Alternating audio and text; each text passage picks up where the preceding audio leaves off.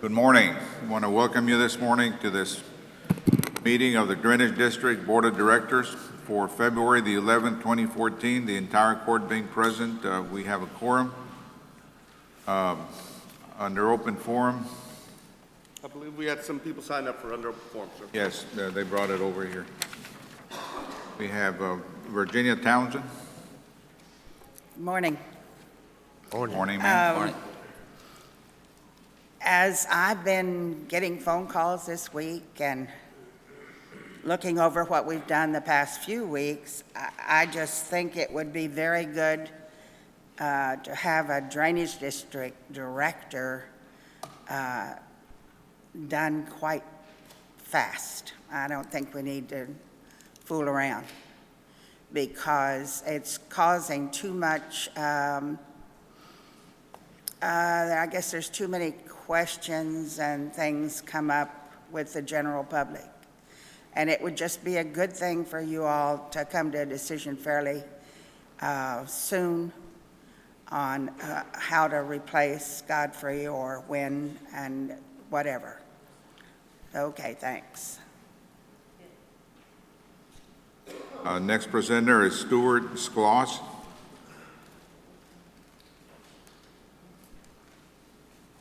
Good morning. My name is Stuart Skloss. I'm a licensed professional engineer in the state of Texas, and I'm here just to inquire more about the money that was spent at the drainage district for the manager and understand why so much was spent and how he earned that money. That's why I'm just asking today, just to be here. Thank you, sir. Consent agenda, any concerns? Yes, sir. We would like for the board to consider approving the consent agenda subject to pulling item number 5 for some correction on it, sir. So, Second. Those in favor, say aye. aye. Aye, motion carries. Under item number 5 under the consent agenda, it says approval of TEDSI Infrastructure Group for the following invoice number 20131788, work authorization number 15 for State Highway 68 in the amount of $27,924.39. PO number 623261. The invoice number should have read 20131783 and not 20131788. That's it? That's it, sir. Everything. Second. Those in favor, say aye. Aye. Aye, motion carries.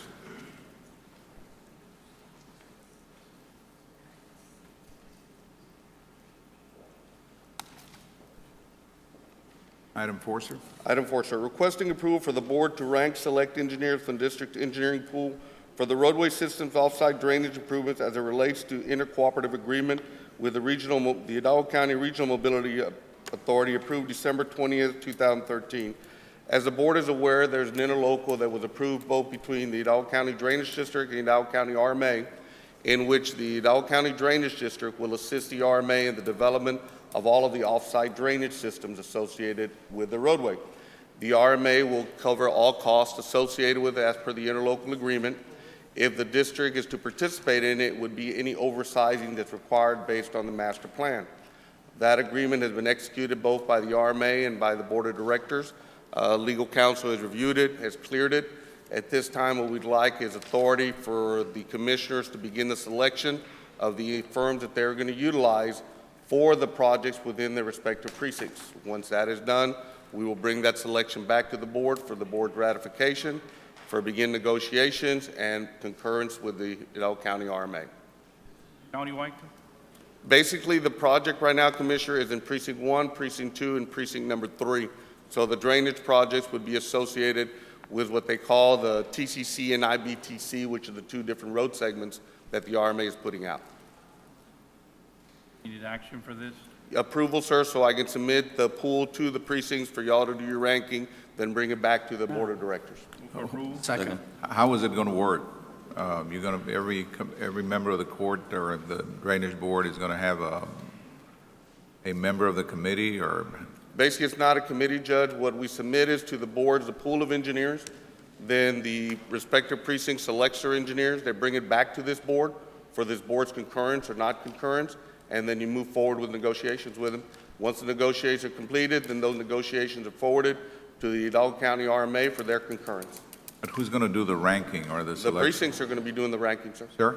The precincts, In essence, the bottom line is the court, We'll take as care the of it. court, will act on it. yes, sir, the court, as I said, the board will concur or not concur with the selections made. Right. We have a motion and a second. Those in favor, say aye. Aye. Aye, motion carries. Item 5, requesting approval to exercise the district's option to renew RFQ number 11-005-0223, Independent Financial Audit Services with Bird McCumbert and Cortez LLP for the fiscal calendar year 2013 and 2014. This is an extension of 1 year for their auditing services. For clarification, Bird McCumbert has been doing the independent auditing for the district for probably about 8 or 9 years. So the district is audited and is audited by an independent auditor. We do not do our own internal auditing. And there is a firm that is hired by the board every year to do all the independent auditing and all the single auditing, and those results are presented to the board. Just an extension for one more That year. is correct, sir. 1 year. No problem with that, Steve? No problem. Move for Okay. approval? Second. Those in favor, say aye. Aye. Aye, motion carries. Item 6, requesting approval to accept proposal from AAMECC LLC in the amount of $3,435 to provide asbestos consulting services for Hidalgo County Drainage District Number 1 owned building, former Precinct 4 office, through the district membership with the Interlocal Purchasing System Program, TIPS, Texas 998277. This is to go in there and gut out the old building that the precinct had. There was some asbestos that was found in there, so we're going through the process of gutting that out, clearing it out, in order to be able to move staff over there. But it's only $3,400, and that includes disposal and everything? There's another item for disposal on there, Commissioner. There's a separate item. The disposal, I think, is like $1,400. It's a very small amount of asbestos, and it's mostly in the tile floor that's been there. All right, move for approval? Second. Those in favor, say aye. Aye. Aye, motion carries. Be requesting approval to advertise for the following RFB number HCDD1 14050312, hauling services for stone riprap. RFQ number HCDD1 1400600313, a real estate appraisal services pool. 3, RFQ number HCDD1 1400700313B, professional survey services pool. This is our yearly advertising for the creation of the pool. Move for approval. Now I've got a question. On the rip wrap, are you stockpiling a whole bunch of that like we talked about one time? We're trying to get the stockpiling coming in, Commissioner, with all the projects. There's one stockpiling that we're looking at in each precinct. One of them is over to the southern side of Mission, where we've got all the problem on the runoffs. In the precinct number 2 area, we're looking around the Las Milpas area. In precinct 1, we're looking north of the Westlaco area. And in precinct 4, we're looking up on the Monte Cristo area. All right. You have a motion. Did I hear a second? Those in favor, say aye. Aye. Aye, motion carries. Item C, requesting approval of pool of pre-qualified firm submitting statement of qualifications for ranking on an as-needed basis per project by the Hidalgo County Drainage District Number 1 for projects requiring said services as set forth in the requirements stated in RFQ number HCDD1 1400200129 professional engineering service pool. We had about 23 engineering firms submit to the pool. For approval? Yes, sir. For approval? Second. Those in favor, say aye. Aye. Aye, motion carries. Item D, we would like to take no action on it, but I will read it for the court records. Requesting approval to exercise the district's option to renew agreement number HCDD1 1300802005 reinforced concrete pipe / box culverts for 1 year under the same terms and conditions. The vendor has notified that there's been a 5% increase in it, so we cannot extend the existing contract. We will have to re-advertise. And his comments to us on the increase is that there are new requirements by TxDOT because of hauling services and the roadway and the limits on the trucks. So now there will be an increase in the cost of boxes and pipes. So what's going to happen if you need some stuff? We're going to have to purchase it on that need basis. Direct purchase? Sir? Purchase it at the new price? Yes, sir. No action on that one.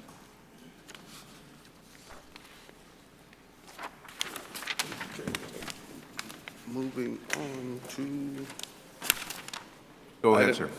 I'm sorry, sir? Go ahead. Okay, under item E, 2013 Bond Series, request approval of supplemental agreement number 1 from TEDZ Infrastructure Group, Inc. to work authorization number 13 under the J09 agreement for the professional engineering services in the amount of $348,408 to provide revision to Precinct 4 Phase 1 and Phase 2 J09 project. We submitted this to the precinct. This includes the construction material testing, construction inspection, construction staking, the redesign of the segment around the Paramount area. So we're recommending approval for the board's consideration. Move for approval. Second. This, see, this is the project in one of those 24 or 25 that were outlined in the bond issue? That is correct, sir. Which one is this one? This is the one north of Edinburgh, or north of Monte Cristo, south of Edinburgh Lake. That is a new lateral that's going west that eventually will go all the way to Moorfield Air Base. This is the first segment that we've got under construction, which is, I think, from west of Ware Road to an old Laguna area that's going to be holding water. So that's the first phase of construction. We built part of it about 2 years ago, the precinct did, through construction. We're now moving forward with the control gate structures, and we will now begin moving the acquisition going east all the way to the North Main, east of 10th Street. Are we going to need any of these monies to pay for that Peñitas project, that temporary fix? Again, Judge, for correction purposes, I think part of the issue has been that people keep using the word Peñitas, and it is not the Peñitas pump structure. It is the Hidalgo County Drainage District Number 1, Irrigation District Number 1 pump structure. It is in the Peñitas area. Now, the only project that we have under the name of Peñitas is the Peñitas lateral that was part of the original bond issue in 2006, which is a drain ditch that's running northwest of the property. So the money for the Peñitas drain ditch is being covered under the bond issue, and it's also being done under the GLO project on monies that we recovered back from the state. On the pump structure itself, it is the IBWC pump structure that they're doing the protection levy on. Now, the IBWC has made comments to this board and sent letters to this board that they are the responsible entity for the construction of the project. We were advised by Danamon about 2 weeks ago that they're in the design phase or negotiation phase with the IBWC, being funded by the IBWC to construct that project. Now, the discussion this board had was, what if it's not built correctly within the next year or 2 years? The general public believes that there's a hole in the levee. There's not a hole in the levee. The levee is still there. What the bond issue was, or what the IBWC issue is, to raise that levee, probably 3 or 4 feet. However, because of the pump structure being there and the potential historical indications, there was going to be a horseshoe built around it in front of it to protect it. The board asked me to go and meet with Irrigation District 1 to see if the Irrigation District Number 1, which is the owner, had any concerns about building a temporary dike behind it. There is a temporary dike behind it. They've cut part of that temporary dike to get into their pump structure. The Irrigation District has advised me that they have no concerns on rebuilding that, but they would rather build the pump house up instead of the dike behind it. The IBWC is moving forward with their funds, not local funds, to reconstruct that. The IBWC project will take about 2 years, is what Mr. Dracena said. And again, based on what I've read in the paper and the discussions you made, Judge, the IBWC said that it would take them about 2 years to put it out or construct it. They were going through the process of renegotiating or negotiating a contract with Danamon Engineering for the design. But you called the issue a weak link. What makes it weak? That it is lower than the rest of the levees that were built up. Does it have the propensity or the potential to, in case of a hurricane, to cause flooding in that area? If the level gets or exceeds the new design parameters that the IBWC has for the floodway, yes, it could. It would have busted last time, it would have gone up another 6 inches, right? Yes, sir. If the water would have kept rising, it would have busted out. And again, one of the reasons the whole levees were decertified and moved up, part of it was the old material that was built. Part of it is a new criteria that FEMA and IBWC had worked on regarding the height of the levees. And this came about because of the issue that happened in New Orleans 10 years ago, in which the level of the water exceeded what they anticipated that it would get. So the new criteria called for an additional 3 to 4 foot of freeboard. So that is what created the levee's reconstruction. Judge, wouldn't it be cheaper just to build like a seawall, like a wall, all around that perimeter, like say? I think that Godfrey suggested last year a temporary fix being a shoring up, you called it, and it was going to cost us about $700,000 or $800,000. We moved forward and we talked to several engineering firms, and they have given us an estimate to do a study to build that dike around it. The IBWC, if you recall, Judge, we met with Commissioner Lucina, and since the existing dike that was built there under the emergency basis funded by the IBWC was if we could go in there and work with them. To this date, I have not received a response back from the commissioner, I don't know if you have, allowing us to move on top of their project that they've done and fix that. Problem is, if it ever breaks, it's gonna flood McAllen. If it ever overtops in that particular area, it's going to be like Beulah. It's going to follow the main irrigation district canal, which is like a river, and bring that water, hitting West of Mission, keeps going down the District Number 1 canal, overflow where Nicky Rowe High School is. That's what happened last time. That's the same argument that was used when we invested the 60 million. Yeah. That is correct, sir. And if you recall, or you might not recall, Commissioner, but it's on record, or Judge, that when the IBWC received their American Recovery Act money, when we were working on the levees, there was 4 segments of the project that the district had completed design that we turned back over to the IBWC for them to build because they now had the money. That was one of them. You know, Godfrey, the Yes, sir. hurricane season begins sometime in late June or July or something like that.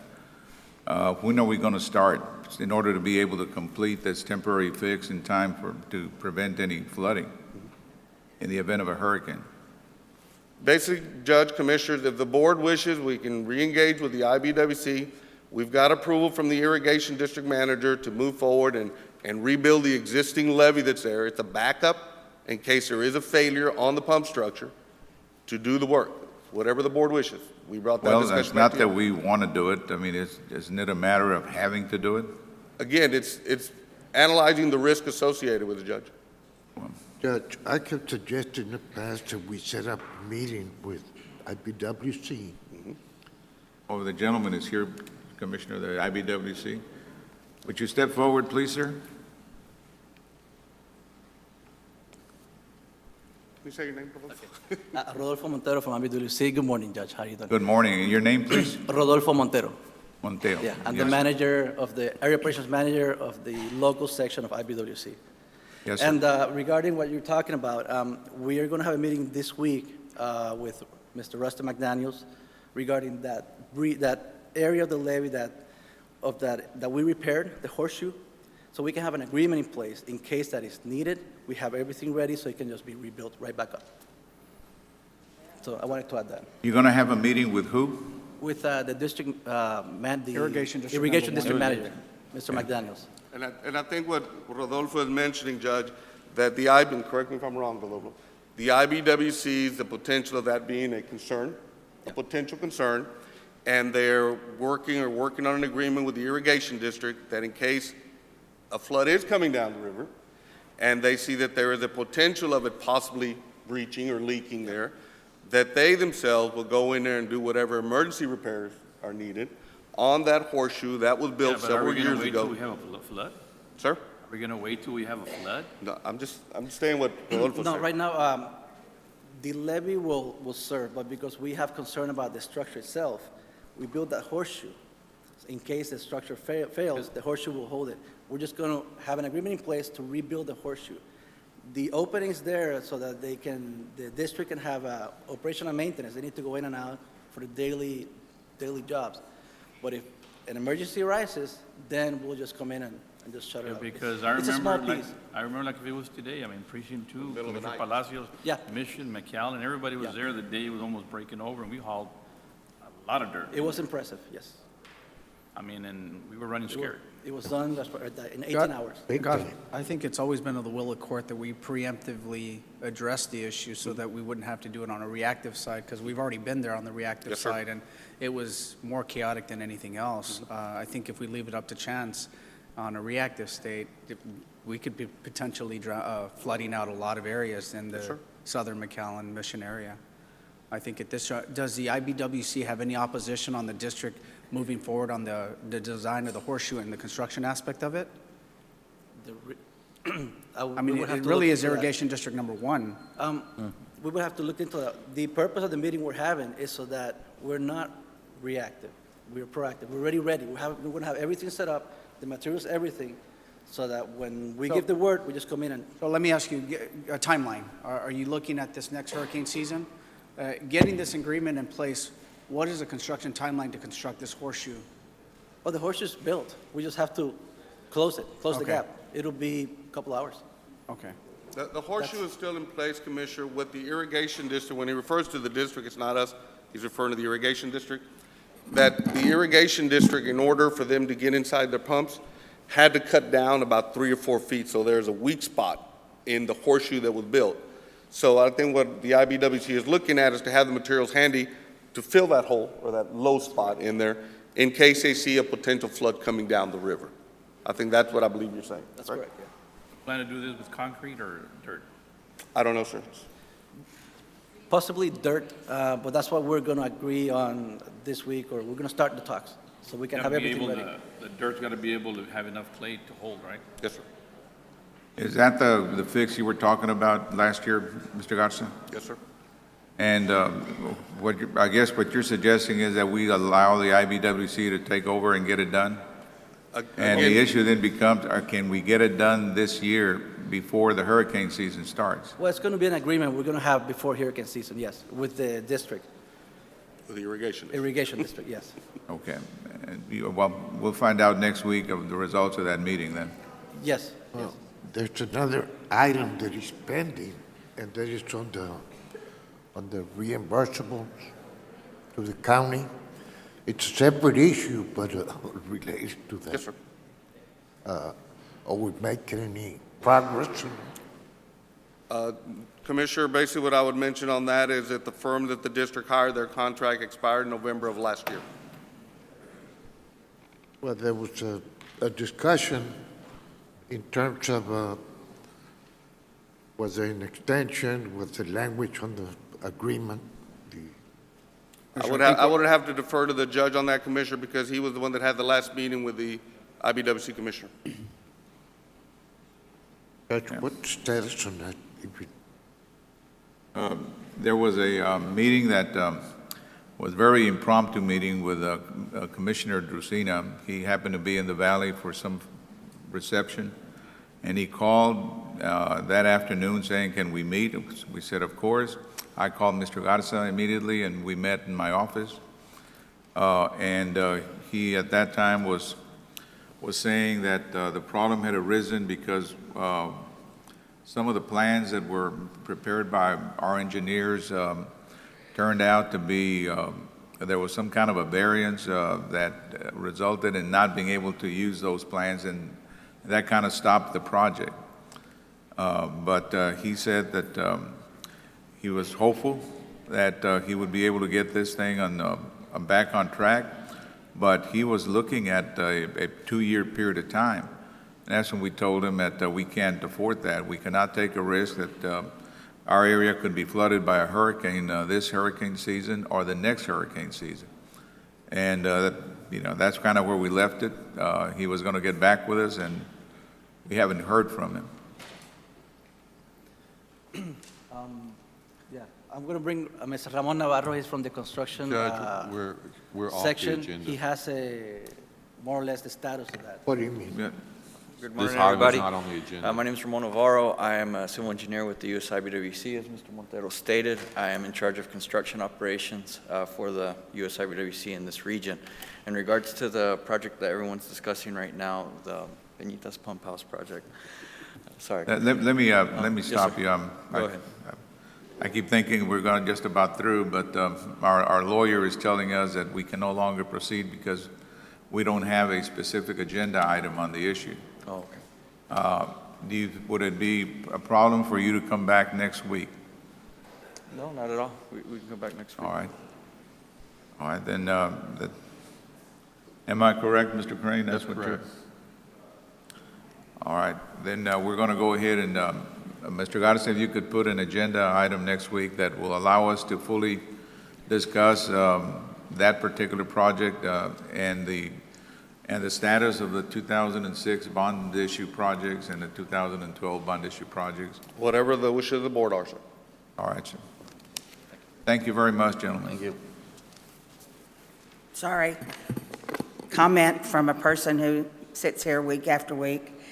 I believe it's already been put to the test. Didn't we find our weak points when we had basically, it wasn't a hurricane, it was a flood.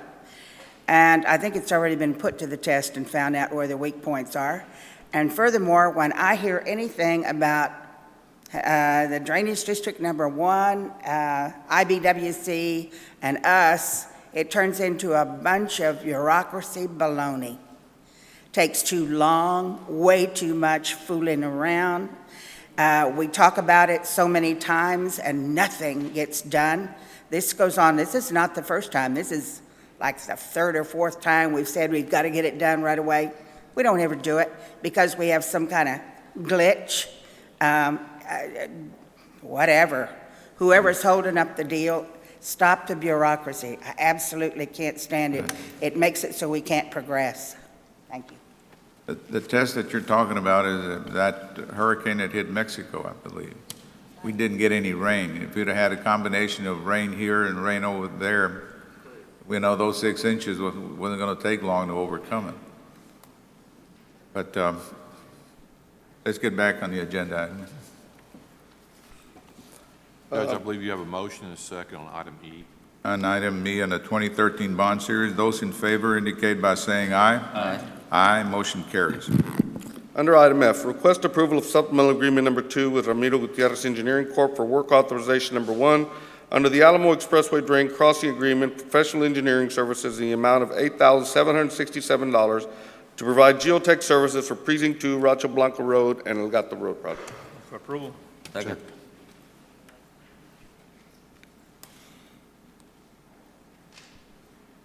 All right.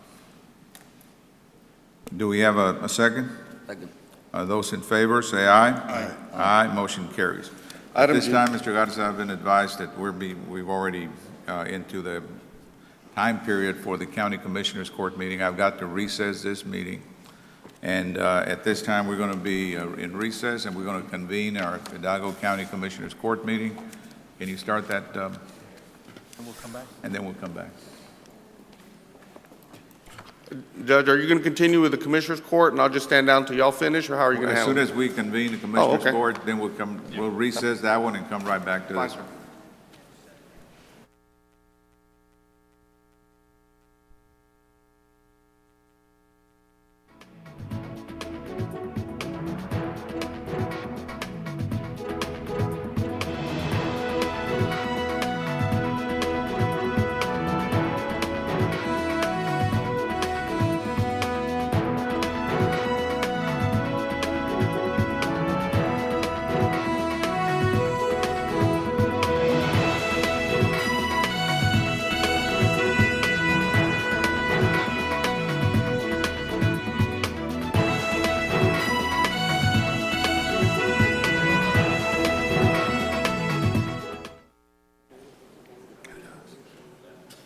Good morning. Once again, I want to welcome you to this meeting of the Hidalgo County Commissioners Court for today, February the 11th, 2014.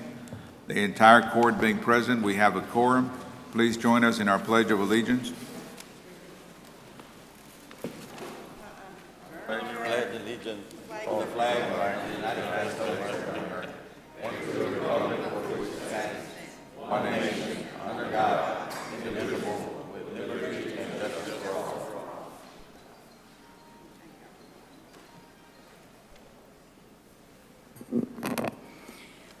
Dear Father in heaven, well, we don't have sunshine today, dear Lord, but we thank you for the moisture.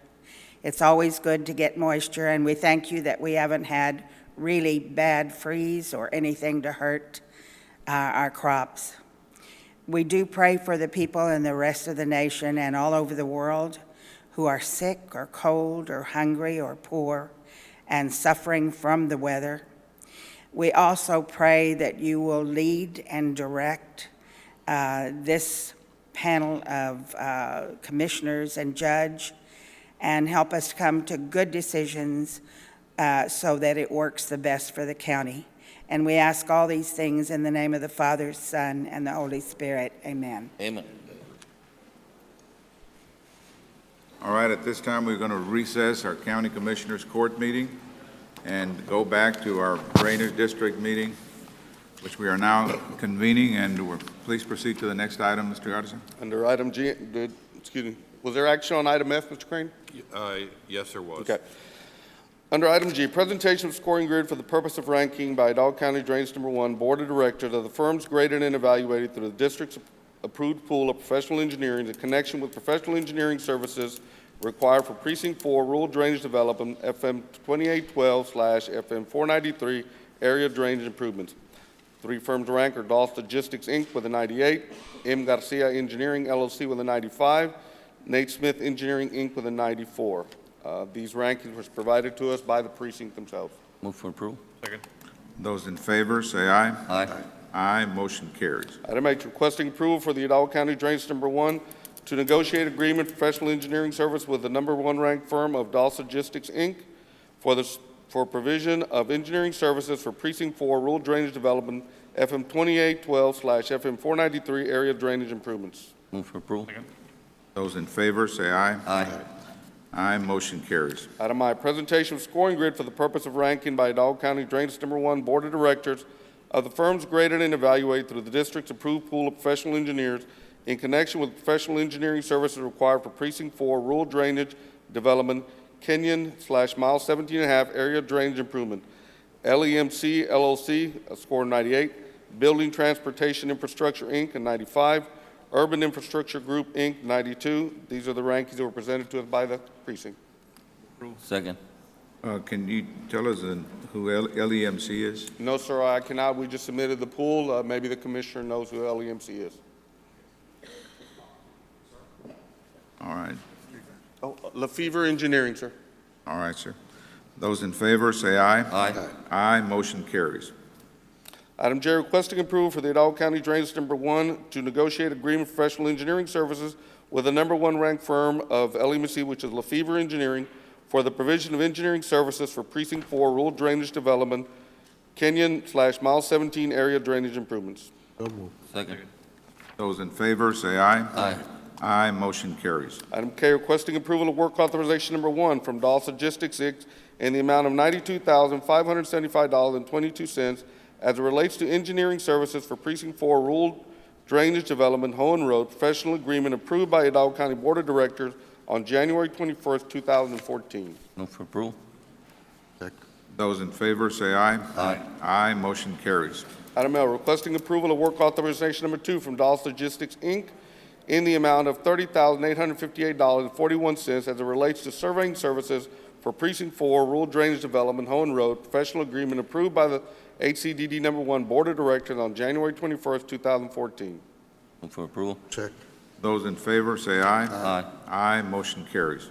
Item N, requesting approval of work authorization number 3 from Doss Logistics, Inc. in the amount of $2,640 as it relates to geotech services for Precinct 4 Rural Drainage Development, Hohen Road, professional agreement approved by the Board of Directors on January 21st, 2014. Move for approval. Check.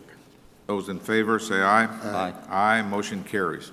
Item N, requesting approval of work authorization number 4 from Doss Logistics, Inc. in the amount of $29,384.72 as it relates to engineering services for Precinct 4 Rural Drainage Development, Bandera area, professional agreement approved by the Board of Directors on January 21st, 2014.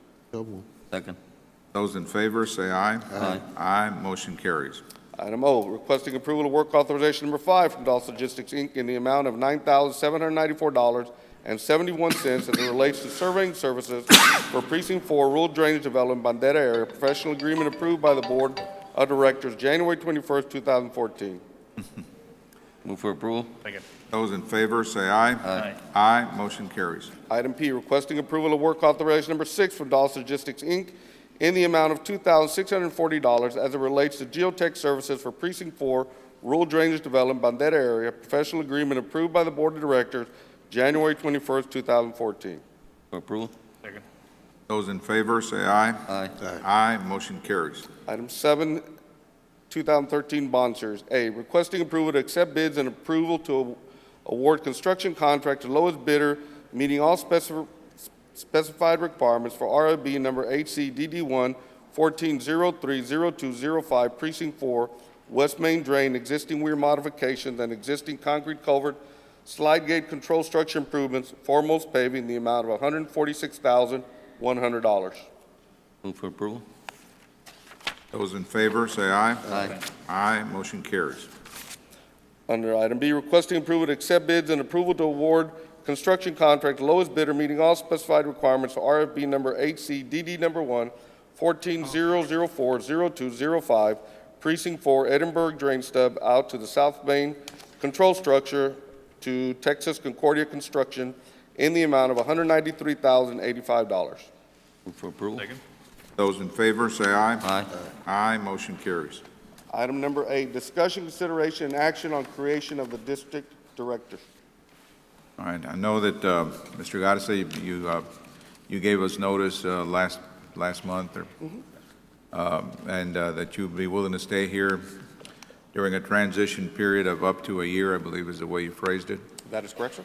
And we have since met the chiefs of staff from the various members of the court, and they're trying to come up with the language that they feel would clearly lay out the duties and responsibilities of a drainage district director for drainage district number 1. And Jaime, who's the one that, have you got those different proposals, different language? Let me just, what we've done is we've compiled, we send out just information and trying to gather job descriptions from various entities, whether it's irrigation districts, drainage districts throughout the United States, just doing a computer search. And we've come up with just a couple of different job descriptions. We've compiled them into 2, and then that was going to be presented to the chiefs of staff. We've not met with the chiefs of staff at this point, but we have 2 just to kind of throw out and as a starting point for the precincts to consider. Well, whatever you have, you need to make 5 different packets and distribute them among members of the court. I have those now, Judge. Okay, can you go ahead and distribute them then? And now probably the thing to do then is to allow the court an opportunity to look at it and make any changes, modifications, additions, take away things, whatever they believe is needed and what we're looking for in our new executive director. Is there any difference to what we're doing now?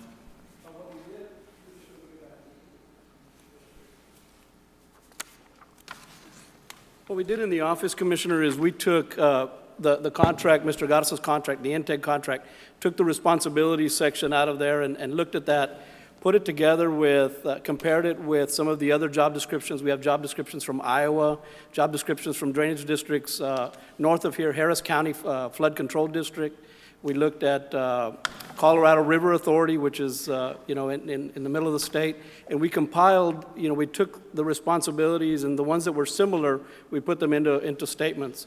And what you have there are two draft proposals, 2 draft job descriptions that we need to hone down and we need to really tweak and get it to where the Board of Directors is comfortable with and then have you all adopt that and create the position.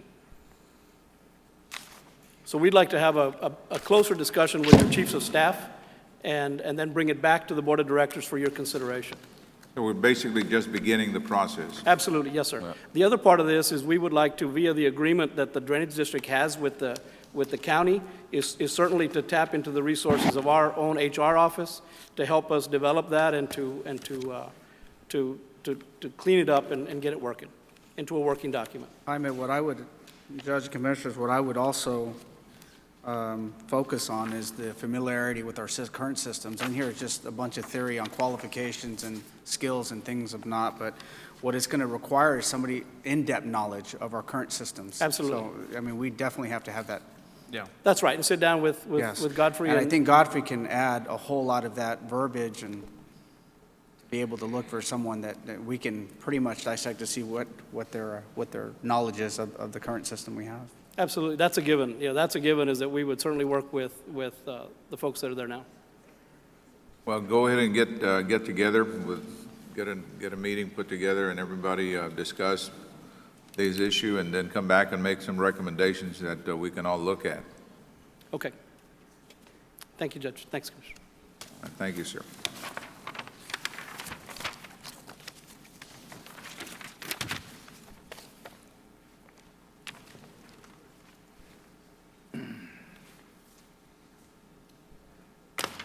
All right, is there anything? Yeah, I guess. I believe there was an item based on closed session by your office, Judge? Pursuant to 551-071 and 072, need a motion to proceed to executive session. Move for approval. Second. Those in favor, say aye. Aye. Aye, motion carries.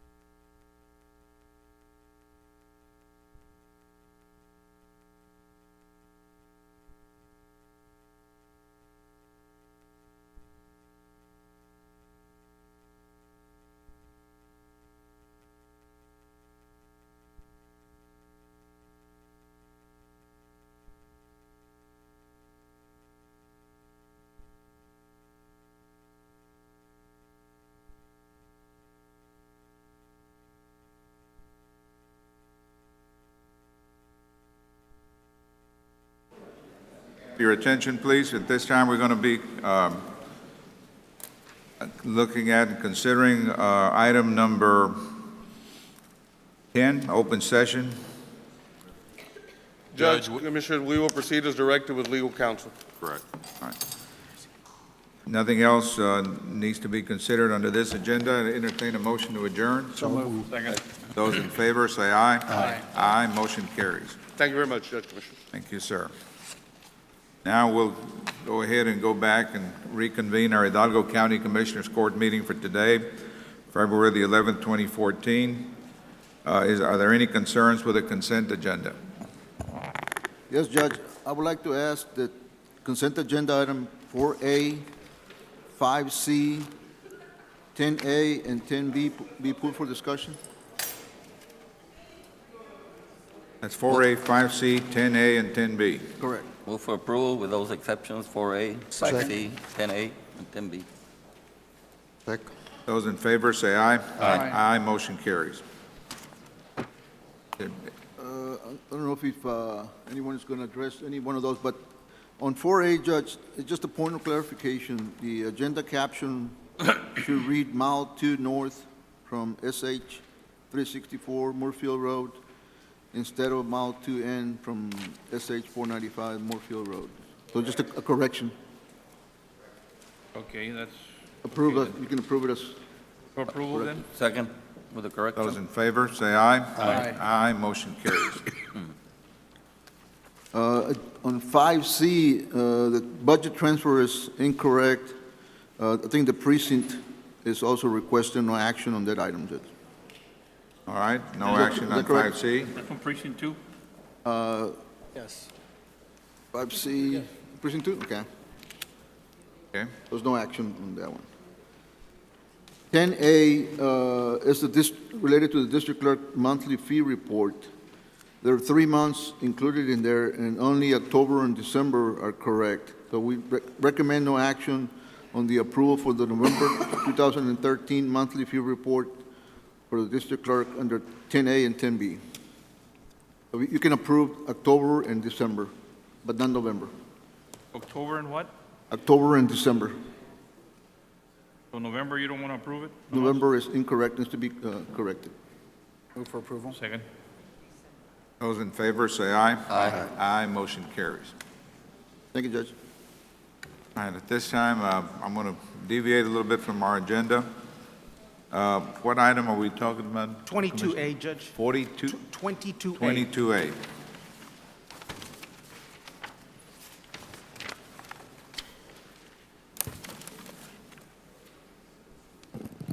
Good morning, Judge and Commissioners. I'm Good here to morning, present sir. on behalf of Commissioner Joseph Palacios, item 22A, approval of resolution honoring Christian Villarreal for being named 2013 Boys and Girls Club RGV Youth of the Year.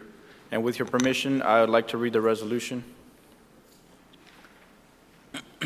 Sabrina, would you come up too?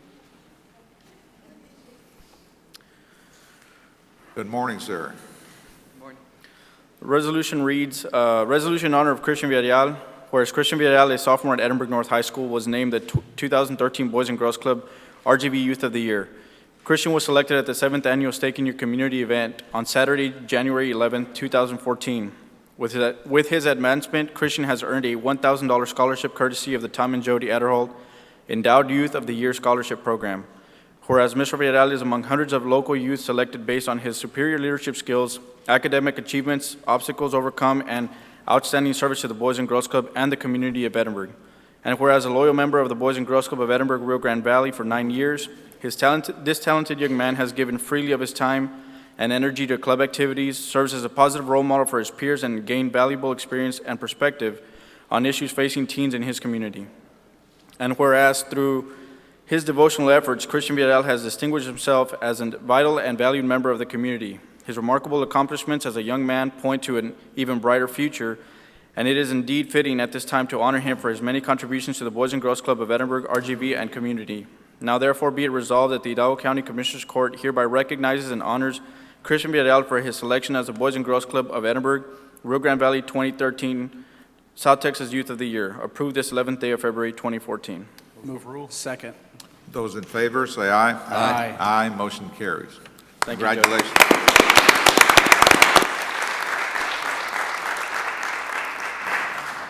I would just like to thank everyone here.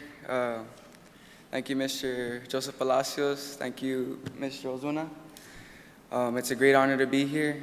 I just thank you so much. How old are you, sir? I'm 16 right now, sir. I'm a sophomore at Edinburgh North High School. I'm in sports, football, baseball. I love participating in the Boys and Girls Club. Something I've always wanted to do. Just thank you. Judge, I attended an event. This young man here delivered a wonderful speech. He's an impeccable young man who just has a heart for helping people. I thought it'd be fitting to recognize him here at court. We too want to thank Sabrina Walker for all the work that she does. I am a product of the Boys and Girls Club. Been there all my youth. I never was Youth of the Year, but I'll tell you what, you have a bright future, young man, and I just want to wish you the best of luck. Thank you, sir. Congratulations. Why don't you come up here? Congratulations.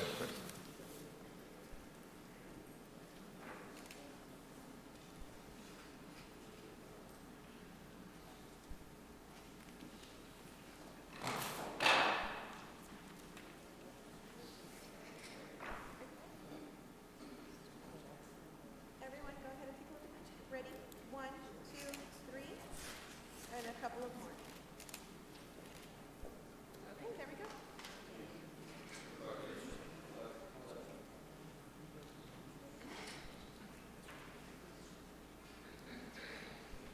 I wanted to acknowledge the presence of the mayor of Peñitas, Mayor Marcos Ochoa. Is he? Oh, he stepped outside. Okay. Very good eyesight. Okay, let's move on now to item number 5. Judge, Commissioners, there's no action under item 5A, 1 and 2, unless there's action to be taken further down the agenda. Under item 5B, Judge, Commissioners, I'm just going to give a couple one update on the renovation of the former administration building, first and second floors. There will be a full report next week by Prodigy. But with respect to the former administration building, first and second floor renovation, I wanted to report to the court that during a saw cut in the atrium area, there was a power line that did not show on our as-built drawings. So the line was cut, thereby affecting power to the pump for the fire suppression system. That was quickly addressed, and the power was up and running to the pump. So the building does have, the sprinkler system is operational. Again, unfortunately, when you get as-built drawings, you'll run into these types of hiccups. And then there was one other issue that did come up during a saw cut on the northwest corner of the building on the first floor.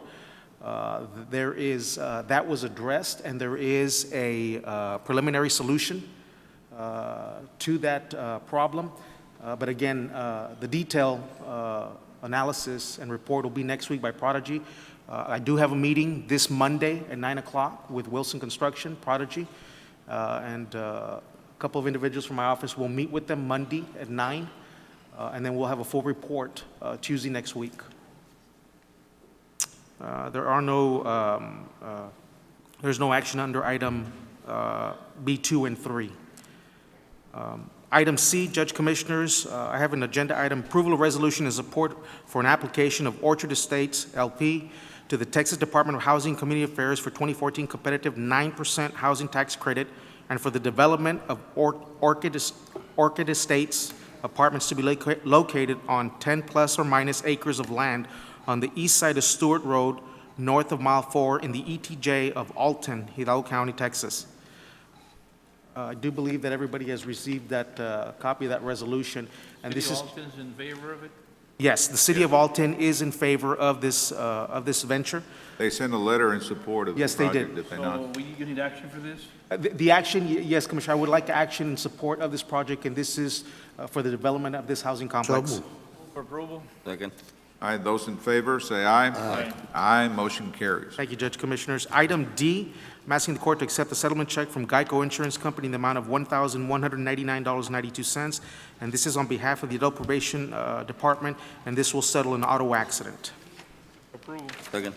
Those in favor, say aye. Aye. Aye, motion carries. Item E is for Tropical Texas Behavioral Health.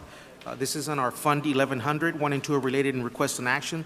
Item 1 is I'm asking approval of a payment to Tropical Texas Behavioral Health for the fiscal year 2014. Our required local match in the amount of $850,076. This is for DSHS contract number 2014-039599-001. This is in accordance with the Texas Health and Safety Code, section 534.066. As always, we're asking for authority of the county treasurer to issue a check after review, audit, and processing procedures are completed by our county auditor. The funds are allocated. Our match is 850,000? For this particular contract, yes, and I have a second contract. All right, move for approval. Those in favor, say aye. Aye. Aye, motion carries. Second contract is, again, to Tropical Texas Behavioral Health for fiscal year 2014. That contract number is DSHS contract number 2014-0398-293. That dollar amount is $159,334 for psychiatric emergency crisis services.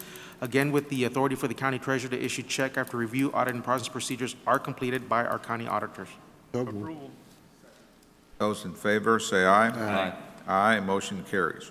The total for both contracts is $1,009,410, and as I stated earlier, this is budgeted for 2014. Well, we're required by statute to Yes, do it. we're required by statute, and the funds are budgeted for 2014. That emergency crisis, is that where they take them to San Antonio and stay with them until they're... Judge, I don't know, but I know that there are certain instances where they do take those individuals off to San Antonio. I don't know if this is the particular one. Item F, I'm going to ask for a no action. I will bring this one back next week. Item G, I'm asking approval of the 2014 museum funding agreement between the County of Hidalgo and the Mission Historical Museum in the amount of $30,000. Second. Those in favor, say aye. Aye. Aye, motion carries. Item H, I'm asking approval of the 2014 museum funding agreement between the County of Hidalgo and the Donna Hooks Fletcher Museum in the amount of $30,000. Move for approval. Second. Those in favor, say aye. Aye. Aye, motion carries. Thank you, Judge Commissioners. Item 6, our constables. Good morning, Judge. Good morning, Commissioners. Morning, sir. The first item I have for the agenda is 6A, which is the consideration and approval for the continued participation in the Texas 1033 surplus program. That's where we get items from the military surplus. Move for approval. Those in favor, say aye. Aye. Aye, motion carries. Thank you, gentlemen. The second item I have is Agenda 6B, which is approval for LexisNexis for the amount of $174 for the month of November and December, September and October. PO was generated, but a contract was not in place at that time, but it is now. Second. Those in favor, say aye. Aye. Aye, motion carries. Thank you, gentlemen. You have a good day.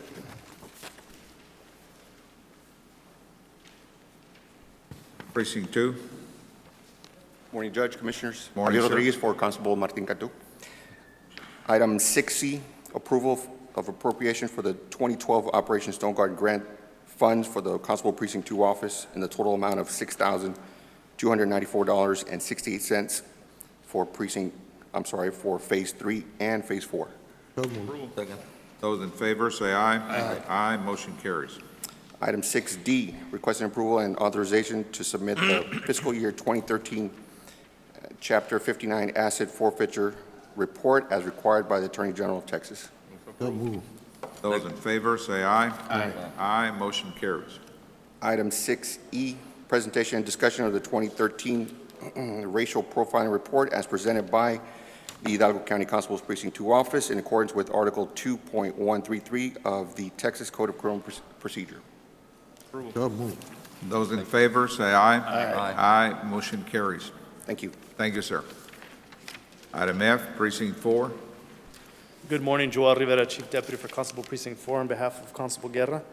6F, Morning. approval of appropriation of the 2012 Operation Stone Garden grant funds to the Constable Precinct 4 in the total amount of $5,900.79 for Phase 4.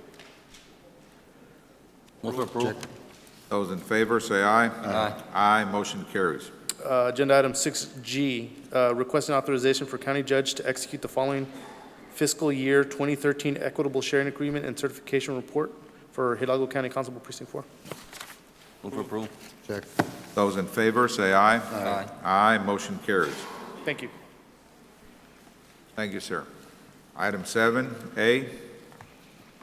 Morning, Judge, Commissioners. Good morning, Ms. Cortez.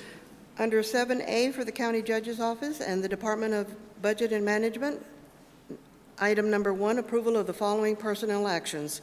To delete under Program 110006, Slot 33, Administrative Aid 2 at $36,050, and to delete under Program 115001, Slot 29, a Budget Analyst 1 at $38,222, and to create under Department Codes 110006, Slot 37, and 115001, Slot 31, a Director of Special Projects at $31,500 each. Second. Those in favor, say aye. Aye. Aye, motion carries. Judge, I was wondering about the funding for that item. Is it possible to fund it out of one office instead of, because you're creating half of a position out of one office and half of another? We're creating a specialized position that's going to be doing nothing but looking at the budget issues. No, I understand that, but I'm talking about the funding. It's being funded out of two departments. The other positions are delete, I mean, they're vacant, right? Yes, sir. Right. So they're vacant, so that money's gonna be transferred over, ain't it? But They're the thing- dividing the funding source out of two departments Right, I to know create that. one position. We just wanna put them together, My right? question is it possible to fund it out of one department only? Not if they don't have the funding. Judge, Commissioners, right now we have the funding split from both departments. It could be possible to transfer it to one department. The reason why we have it separate is mainly they'll be reporting under the county judge's office. However, as far as on financial information, they need the 115 program number so they can get access to county-wide accounts, since they will be dealing with budgets and other things such as grants and other countywide initiatives. That's why we had to split for that reason. All right, sir. But we can do it either way. Thank We you, would sir. recommend the way we have it on the agenda. The way it is now? Yes. Move for approval. Second. Those in favor, say aye. Aye. Aye, motion carries. Under 7B, approval of, oh, I'm sorry, item 2 was approval of the revised salary schedule for that item. Second. Those in favor, say aye. Aye. Aye, motion carries. 7B, under Health and Human Services, approval to create 2 full-time new positions as follows. Under Department Code 240-005, Slot 1, Coordinator 2 at $46,000, and to create under the same Department Code 240-005, Slot 2, Coordinator 1 at $40,000. And 2 and 3 is the approval of the interdepartmental transfer and the revised salary schedule. Move for approval. 1, Eddie, 2, where's and this 3. money coming from? All right. This is 1115 waiver money, sir. Remember, we had invested some of the reserves from last year's budget, and it got multiplied, brought back into our county coffers. We had approximately about $4 million that we were going to use for 1115. That $4 million, we're looking at the wellness program. We're looking at some 2 staff positions to deal with 93 different projects that we're going to be overseeing involving the hospitals and our different partners in the That was my county. only question. Move for approval. Second. That's 1, 2, and 3. Yeah. Right. Those in favor, say aye. Aye. Aye, motion carries. And under 7C, Precinct Number 4, Road Maintenance, and Precinct 4, BCAP 1200, the approval of the following personnel actions effective 2/11/14. I don't believe there was any action required under the first item. Is that correct, Commissioner? Well, I believe that would be delete of the allocation under the BCAFP, I'm sorry, under the slot number 3, the $3,357. And all you're doing is removing that supplemental pay, is that correct? Is that like a Colonia price, or what is it? And it's an allotment that hadn't been given. Right, it wasn't even assigned to anyone. Yeah. All right, move for approval. Second. 1 and 2. Right. Those in favor, say aye. Aye. Aye, motion carries. Thank you very much. Thank you, ma'am. Item 8, our Sheriff's Office.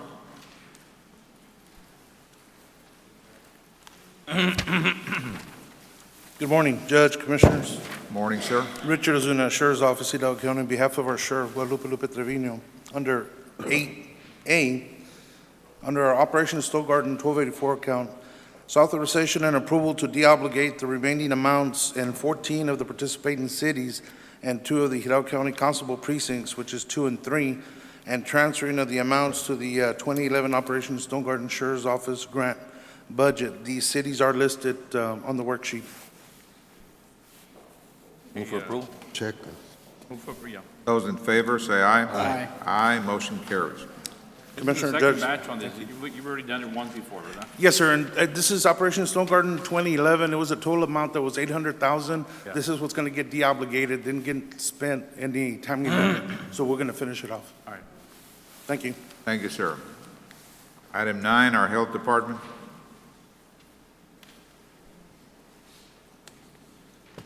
Good morning, Judge Commissioners. Item 9A, sir, discussion or action including but not limited to Hidalgo County Health Care Funding District. There is no items there unless you have any questions or concerns, sir.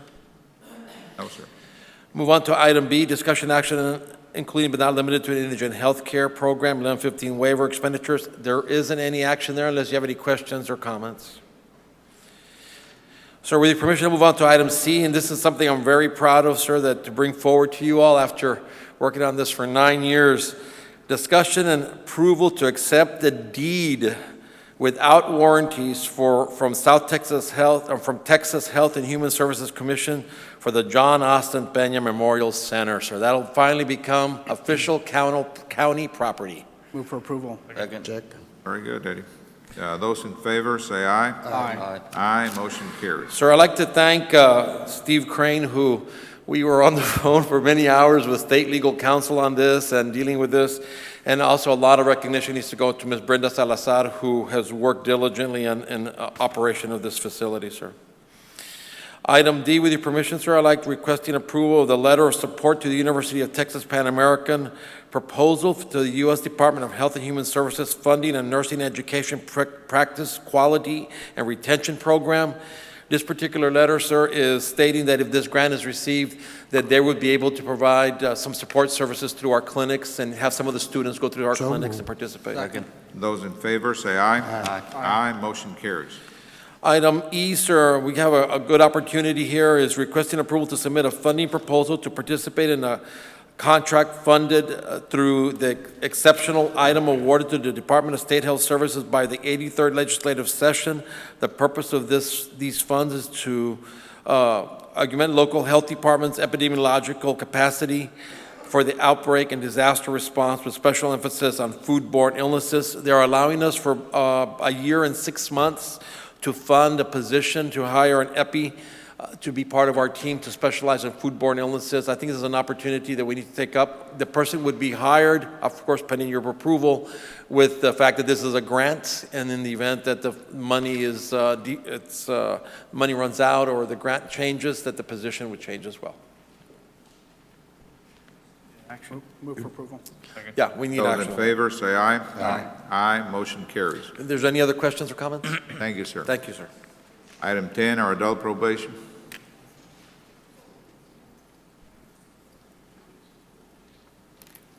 Good morning, Judge Commissioners. Morning, sir. Rodolfo Perez here on item 10A, 1 and 2 for the Adult Probation Office. Number 1, requesting permission to apply for a prostitution prevention court program grant for operation through August 2014. This is something that's legislative mandated for us to apply. Move for approval. Check. Those in favor, say aye. Aye. Aye, motion carries. And number 2, requesting approval of resolution naming authorized official for the prostitution prevention court program. Move for approval. Check.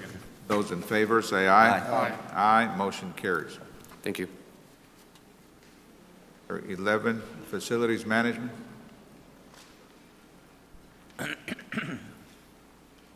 Judge, Commissioners, Daniel Flores, Facilities Management. Requesting approval to proceed, process the following invoices as claims with authority for County Treasurer to issue payment after review. Auditing process procedures are completed by the County Auditor. And what this happened was that we're attempting to secure a new agreement with vendors for trash collection.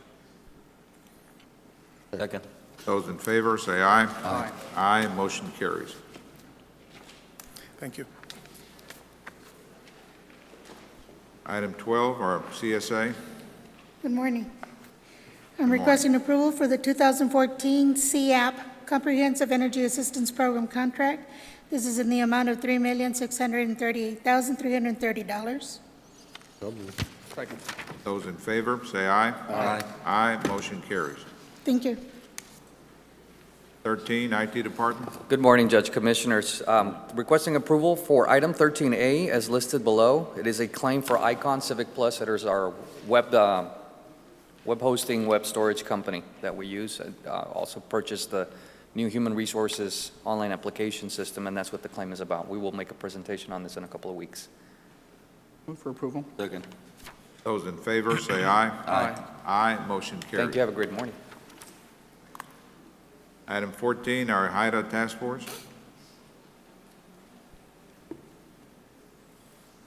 Well, Judge, item 14A, HIDA is requesting authorization and approval for the Hidalgo County HIDA Task Force investigators to be paid instead of banking extra duty hours from January 1st, 2014 through December 31st, 2014. They're requesting to be paid the overtime instead of being banked and carrying that forward. Bank, you mean like Comp time, correct. Can be done? They didn't provide an estimate as to the number of hours that they would be working.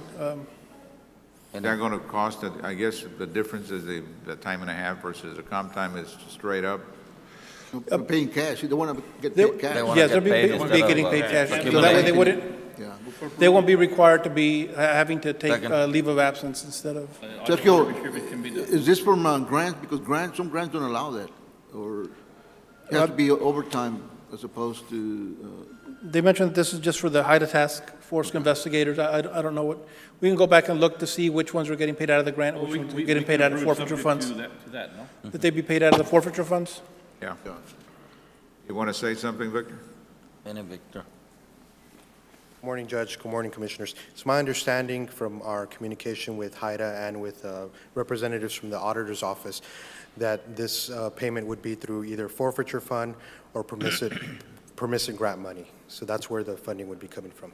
No county funds would be expended in this payment. We have a motion and a second to approve. Those in favor, say aye. Aye. Aye, motion carries. And item 14B would be approval of 2013 appropriation of funds in the amount of $1,224.13 for the HIDA Chapter 59 funds. Move for approval. Second. Those in favor, say aye. Aye. Aye, motion carries. Thank you, sir. Item 15, Urban County. Deanna. Good morning, Judge Commissioners. Morning. Our first item on the agenda is requesting exemption from competitive bidding requirements under Texas Local Government Code 262.024A4 for professional engineering services. So moved. Second. Those in favor, say aye. Aye. Aye, motion carries. Item 2 is a presentation of the scoring grid for the purposes of ranking by Commissioners Court. The three firms evaluated were Robert Kistner with 98.6, Terracon Consultants with 94.6, and PSI Laboratories with 92.6. So moved. Second. Those in favor, say aye. Aye. Aye, motion carries. Item 3 is authority to negotiate the professional engineering service contract with the number one ranked firm of Robert Kistner. Move for approval. Check. Those in favor, say aye. Aye. Aye, motion carries. 15B is on behalf of Precinct 1, requesting consideration and action to award and enter into construction contract with Rojas Construction, the lowest bidder meeting all specifications and requirements for the Texas General Land Office Round 2.1 GLOW contract. The amount of the contract would be $252,442, and this is for the Delta Area Connection East Lateral Colonia Infrastructure Improvements Project for Colonia Olivares, number 7, number 9, and number 18. Move for approval. Check. Those in favor, say aye. Aye. Aye, motion carries.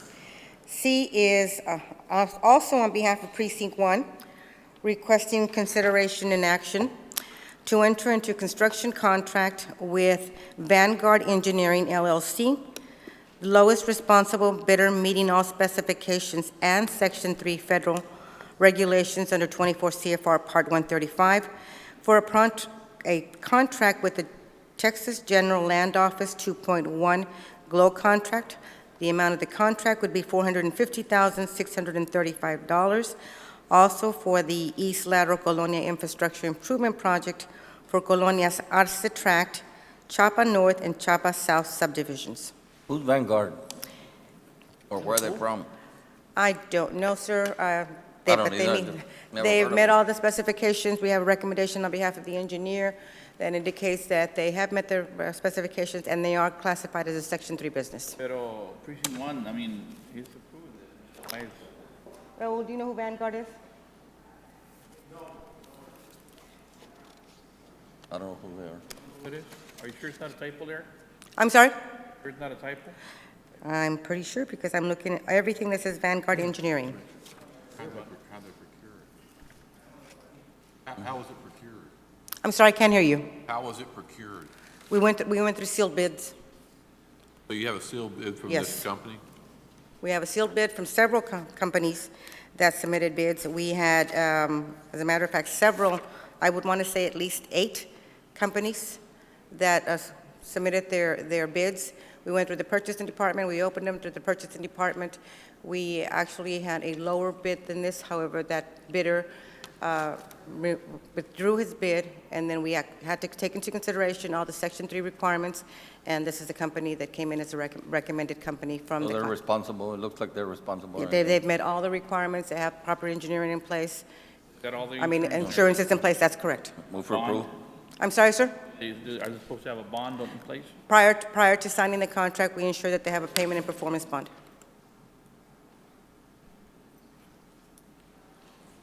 Any other questions? I guess, Commissioner, yeah. you feel Move for approval. satisfied? If everything's in order, yeah. move Yes, for sir. approval. Let me tell you how many. We actually received 9 bids All for right, this would project. entertain a motion to approve. Move for approval. Second. Those in favor, say aye. Aye, motion carries. Thank you.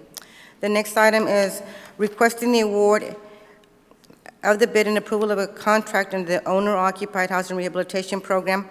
And this is for one unit in the city of Edcouch for a rehabilitation project in the amount of $27,750 to Argo Construction. Move for approval. Those in favor, say aye. Aye. Aye, motion carries. Our next item is requesting exemption from competitive bidding requirements under Texas Local Government Code 262.024 for professional engineering services. So moved. Second. Those in favor, say aye. Aye. Aye, motion carries. Our next item is requesting, the presentation of the scoring grid for the purposes of ranking by Commissioners Court of the three engineering firms which were evaluated. The three are for a project in the city of Palmview. The three are Sames Engineering, 97, LNG Engineering, 92.62, and Pettis Consulting Engineering with 90.34. Second. Those in favor, say aye. Aye. Aye, motion carries.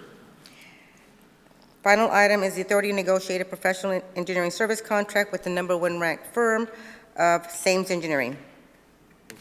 Second. Those in favor, say aye. Aye. Aye, motion carries. Thank you. Thank you, ma'am. Item 16, our Elections Office.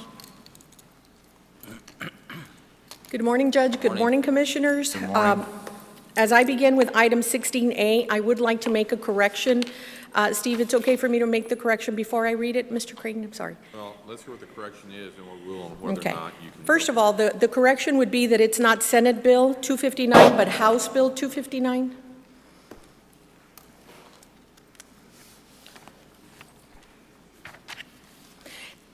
And then I would like to make a recommendation. May I make that before reading it? Where is that correction? I'm sorry. The item reads, "Discussion and recommendation by Commissioners Court on creating a county electioneering policy." And the last line says, "Due to Senate Bill 259," and it's actually House Bill 259. Instead of Senate, it'll be House. House Bill, yes, sir.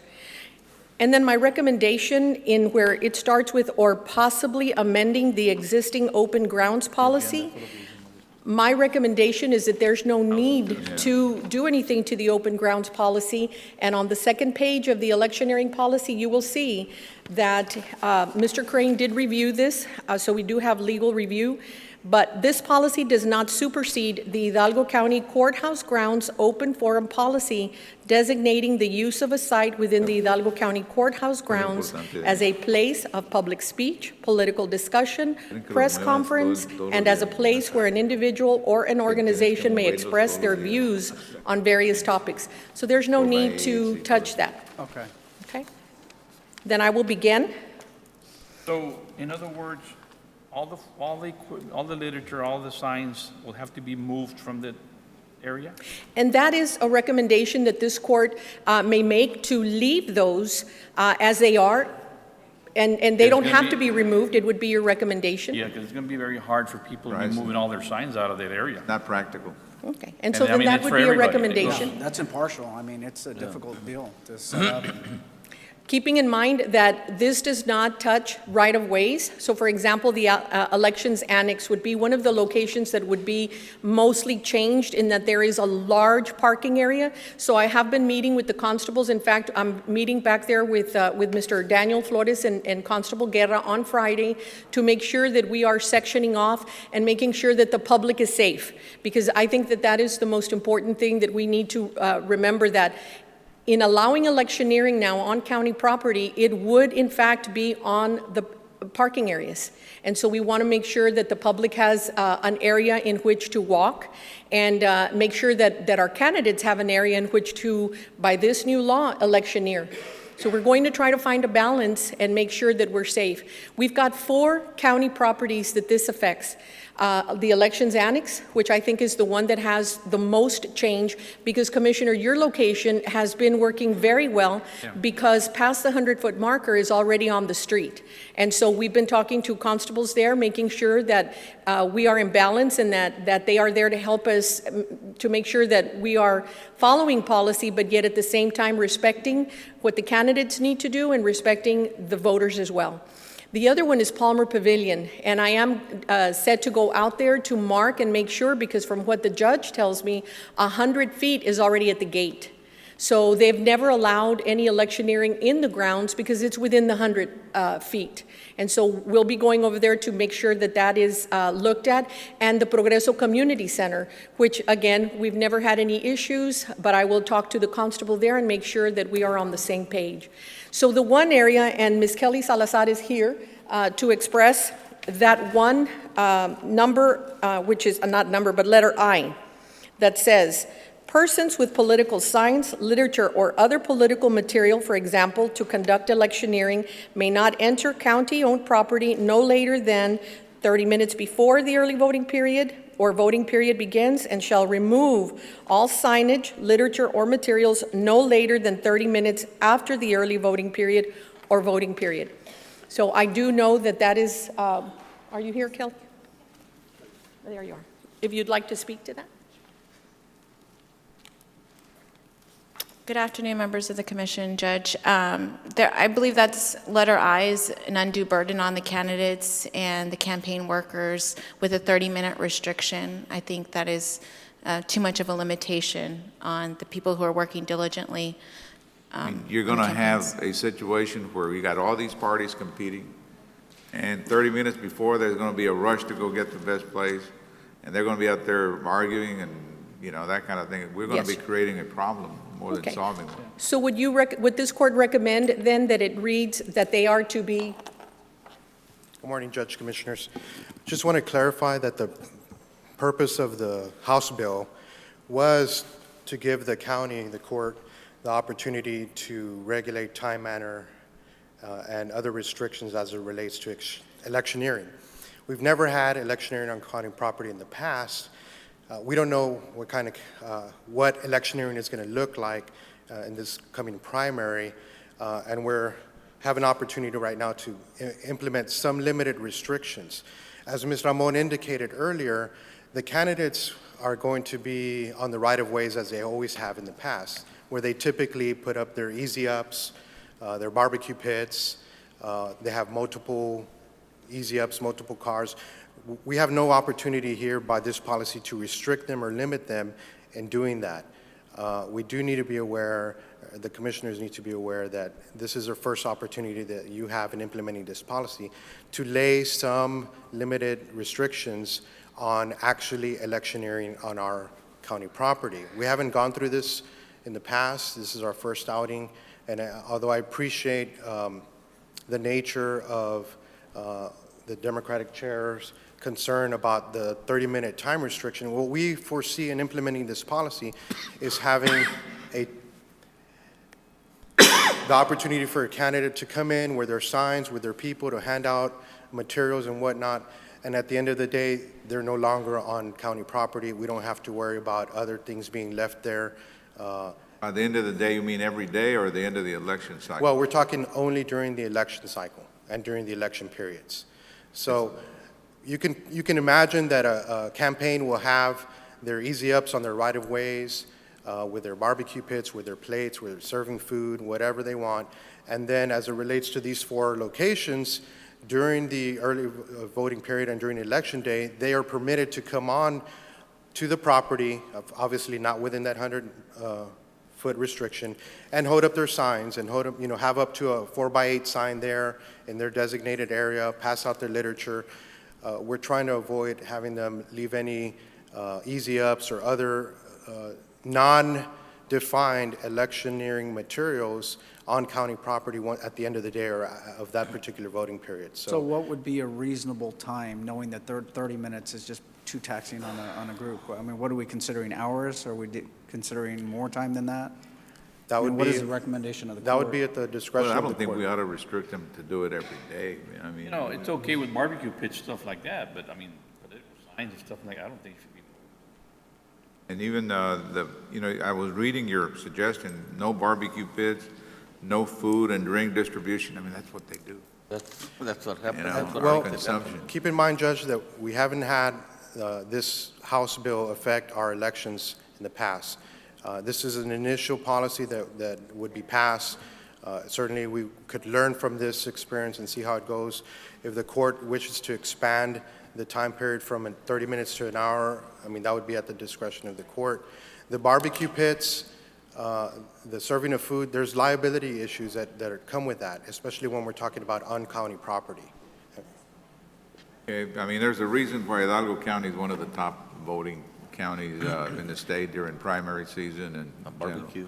People, Oh, yeah. it's not a spectator sport. Oh, yes, and they've been so without ever having to be on county property to do so. People take it seriously, and they're out there, and so long as they maintain order, I don't see any problem with allowing them to be eating and drinking water, non-alcoholic beverages, obviously, on the premises. And I don't think we ought to restrict them from doing that, or consumption of any food. And all I can say, Judge, is they're likely going to be able to do that and continue doing that as they always have in the right-of-way. And certainly, we wouldn't have any Judge, opportunity so to restrict. what would you recommend the modification should be for the court to consider? Well, I can understand these tractors and trailers. I mean, if we look at the example here at Edinburgh, because that's the perfect example, we should not allow any of those big trailers that are going to block everything. One guy will come in and have this big tractor trailer and his sign all over it, and nobody else can put up any sign. Maybe what we need to do is allow 1 4x8 per candidate. An equal amount of signage. I think that's fair. Yeah. Even if they're gonna go in there and they're gonna put 15, 20 signs, you're not be able to see anything. So would your recommendation be for you to review this policy? Early voting does start this coming Tuesday, a week from today. And so we would hope that we would have something in place, but certainly we can review this. I would like your feedback in looking at it. Well, we're talking about it now, and we're looking at one sign per individual. No, per sir. Candidate.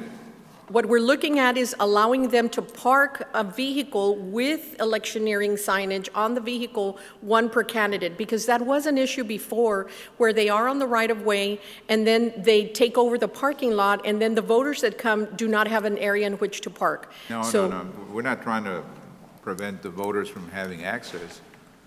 I mean, we can have somebody there, just go out there and establish, rope it off. And that's what we plan to do, yes.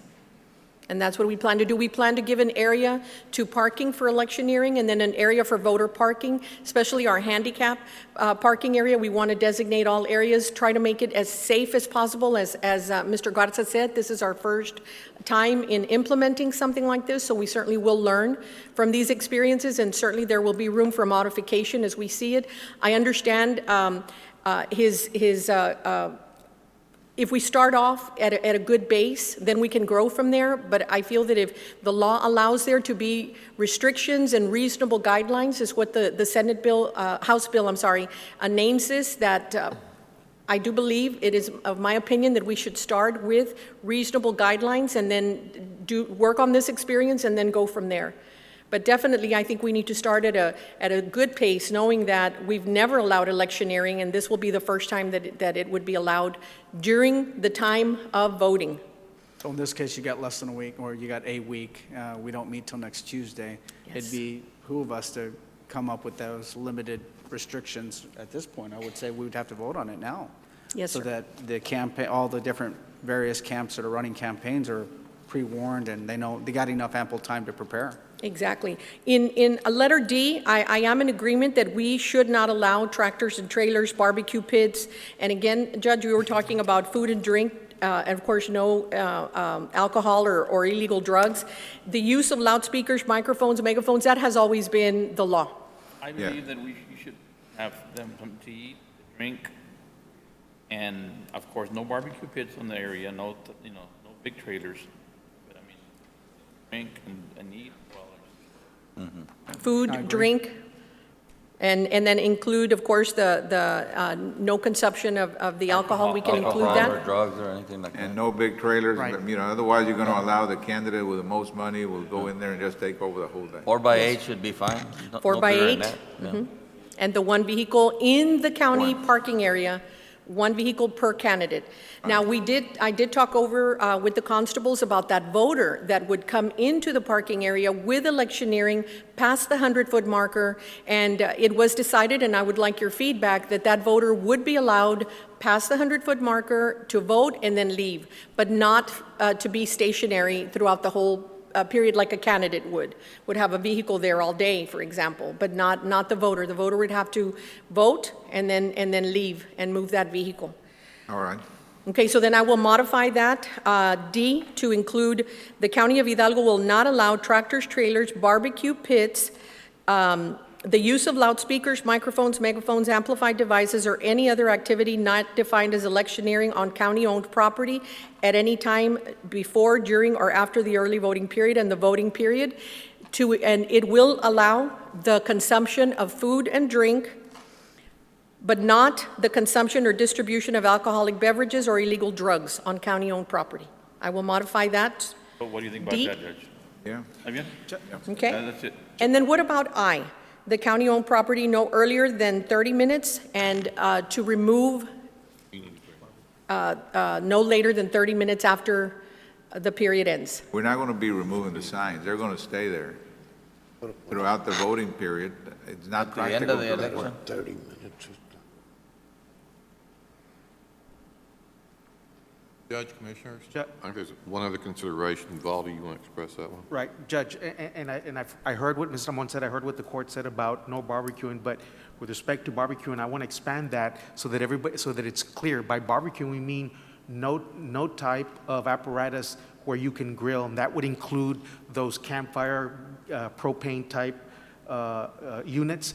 Again, because we've never allowed that on county property, and two, there is a huge liability if something were to occur as a result of any of those. And so by barbecuing, I want to make sure that we're saying that we're talking about any apparatus that, quote unquote, grilling, Right. either through a propane or campfire type device On county property. on county On property. county property. Cooking would cover all that. Oh, okay, I just want to make sure because there is a liability. Okay? Okay, so They can then, do them on their own property. I mean, they can, I guess they can do it outside and just bring the food in. if they bring tacos or Right. the water and the beverages, as long as they're not being prepared Right. on county property. And who would be, in case there is a breach, who is going to be, In charge of that. okay? That is Who's why gonna be I'm meeting with the enforcing it? Who's constables. going to be, I am meeting with the constables so that they are with me to begin on Tuesday. And of course, I do want to come on Monday and make sure that we're putting barriers and What will the doing all penalty that. be if they violate it? I'm sorry? What will the penalty be if yes. there's a violation? I think that, like I always do, I always approach them and ask them to remove it. If it's on county property, then of course the constable is usually there with me, and they would have to remove it. As far as a violation, then of course it would go into legal ramifications, which they would know, they have that jurisdiction. Are you going to be able to put a constable in every voting site? Yes, sir, I've met with all but one, and I do have a meeting already set up. That'll be a good idea. Now, in regards to I, Judge, Yes, sir. about leaving signage, I don't think that that's practical. That's what we were talking about earlier. Just to remind the court that this is signage on county property, not right-of-way. Yes. As Mr. Garza said, they're able to use the right-of-way, which they always have, but this is county property. Exactly. well, they're going to be limited to one sign, right? Right. Is that what we're discussing? And they've got to place it in such a manner that they're not going to interfere with the people that are there to vote. Because some people will probably bring in some big banners or big this and that. That's not going to be admitted on. It's something larger than 4 by 8, no. Okay, so No. we're going to restrict it up to a 4x8? Yes, sir. And one? And one vehicle that is stationary with electioneering on the county parking lot, past the 100-foot marker. This, again, well, if you're limiting to that, I mean, it doesn't take a whole lot of time to set up one sign. Why don't we vote on it, you amend it and rewrite it along the parameters that we've been talking about? And So it'll be in effect when you start next week? Yes, sir. So would you like to extend the time for now? And let's see how that works, and then this policy can always be amended if, in fact, we see that there are issues being caused by them having to place the signs and remove the signs daily. I think it's chaos doing it 30 minutes before, because you're going So to have people showing up to we cast can their extend vote. it? I think minimal is at least an hour, if not hour and a half, but I think it'll be crazy if you do it 30 minutes before. Yeah, you can leave. I'm finished, and then after they close the precinct, we move. Again, I just want to remind the court, this is only on county property, it's not on right-of-way. I agree. But still, if you're going to open it up, you got to have a way to, if you're going to allow them every day, and I'm up for whatever the court decides, it doesn't matter. But I think that 30 minutes prior where people are jumping in and they're ready to get into the polls, I think that's too chaotic of a time to be setting up. And if I may, Commission, this language is permissive. There's no need to make Okay, additional. can you get closer, Kelly, Yes, please? Judge. It's permissive language in the statute. It's that the Commissioners Court may regulate time, place, and manner regarding elections, so there's no absolute need to create a restriction like this for the voting period, especially in light that early voting starts next week for the candidates. And she's absolutely right. There is no law that says you have to, but certainly as a county, I do believe we need one. You're going to know Tuesday morning of next week whether or not we need to modify this. So what is the court's No. recommendation then on the period before early voting starts, that they are allowed to place these? You know they're there. Yes, sir, I Mr. just want to Crane. make one comment. The policy right now says you can have one vehicle with a sign in the parking lot, okay? We're talking about Well- a vehicle and a sign. Well, vehicle and a That's sign, what she but here's the question. If they don't have to remove within X time after the polls close, then that vehicle literally could stay overnight. Okay, and Judge, Commissioners, and again, I apologize, but I'm going to have to bring up the issue of liability of that vehicle on county property should anything happen overnight. No, we don't. Why would they Oh, want to we leave don't- the That's not vehicle? even an option. Nobody's going to leave their vehicle there. Yeah, just a sign, that's what. Yeah, they're going to leave the sign. And- Yeah, the sign, they should Okay. have them, if not, it'll be a hassle every day, you know. Van a andar peleando todo. So then the recommendation from the court is on I?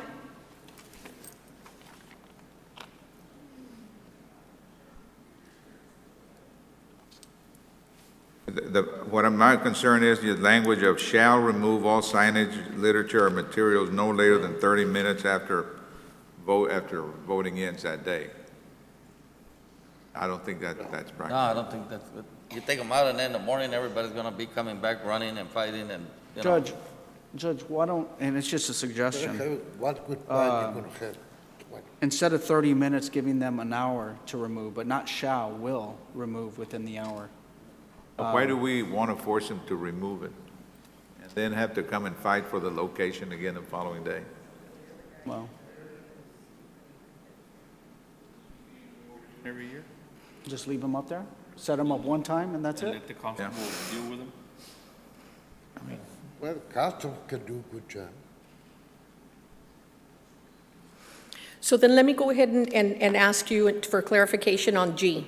If in fact you would like to have them, to allow them to leave them during the voting period, then why don't we restrict them to the number of signs that they can then have on county property? They're restricted to one vehicle, and then they would be restricted to one sign?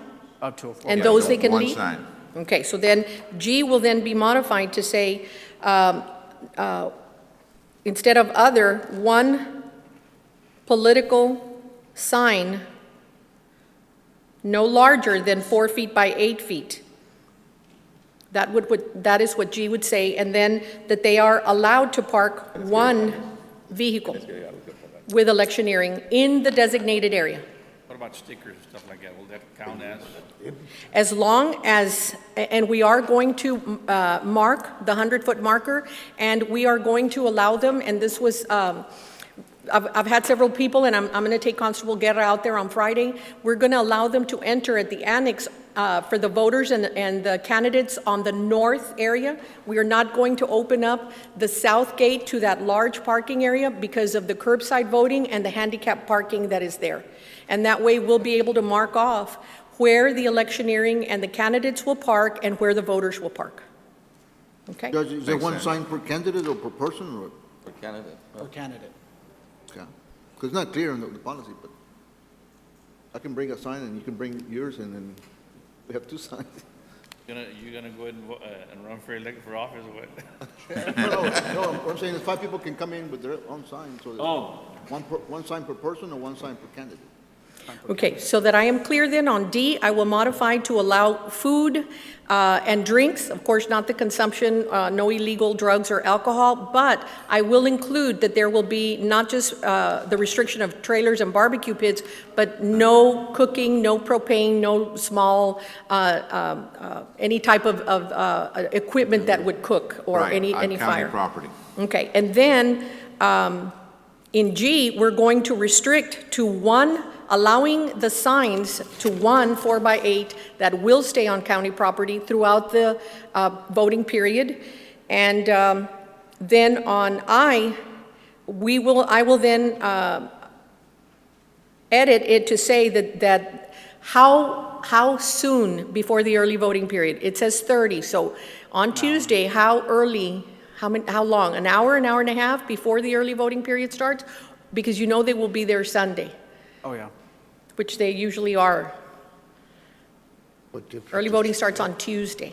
I think that you should get together with the parties and be in that area, like say, for example, Peñitas. All right, you're gonna be here, where they don't eliminate any fights Tuesday morning. And I know this has been done very successfully with Precinct 3. I mean, they're gonna be fighting for the particular area. And perhaps, since it's not a local election, that works. Is there a way, as you're identifying the area, where there's no clear advantage of one spot? I mean, it's gonna be full. I mean, is there a way to, I mean, you got There enough time. always is. Mhm. You know, and I know that there's going to be, Yes, there always is, and I think the restriction that you all have placed of one sign, one vehicle, then sometimes some candidates will take every area, every And you gotta area that's understand that close. there's over, 20 or so candidates or more than that? Oh, yes, sir, I think there's So if everybody takes a 35. 4x8 in there, I mean, you're gonna be full. It could be. It could be. Make sure you put language in there that they're to be located in such a manner that they're not to interfere with the voting public and/or the candidates themselves, you know. And we are going to do the voting parking, voter parking a little closer. And again, I will work with the constables to make sure that we have the right language and the right barriers in place. but your question is how soon? Goes back to the same. Okay.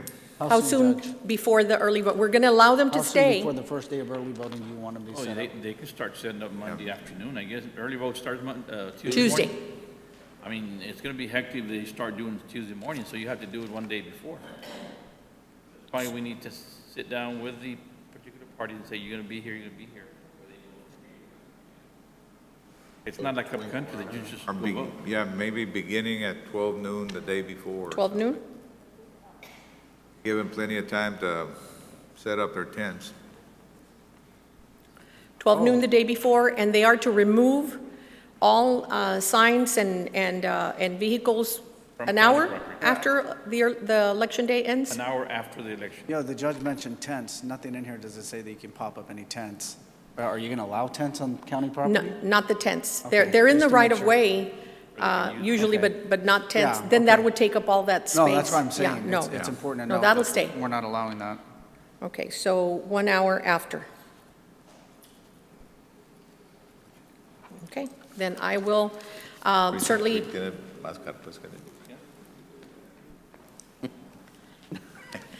I will make those changes, and with those changes that we have discussed today, may I have your approval? Yes. Need a motion to approve? So move. Second? Those in favor, say aye. Aye. Aye, motion carries. Thank you. Our public defender, 17. Good morning, Judge, Commissioners. Jim Gonzalez here on item 17A. It's a request authorizing a renewal of a software lease agreement between the Public Defender's Office and Justice Works. That's our case management system.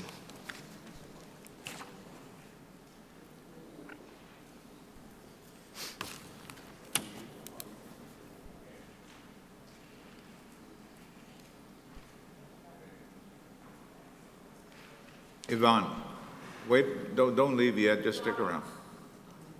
Go ahead. Yes, Judge. Again, 17A requesting a renewal of a software lease agreement between Hidalgo County Public Defender's Office and Justice Works. That's our case management system. Is that a renewal? A renewal, yes, yes, Commissioner, 36-month renewal. Need a second? Second. Those in favor, say aye. Aye. Aye, motion carries. Thank you. How are you doing in your relationship with the district and county court of law judges? Doing fantastic. More than enough work, Judge. More than enough work. I have a meeting this afternoon with Judge Contreras in the 449th, and he's going to be helping us also, Judge. All right, sir. Thank you.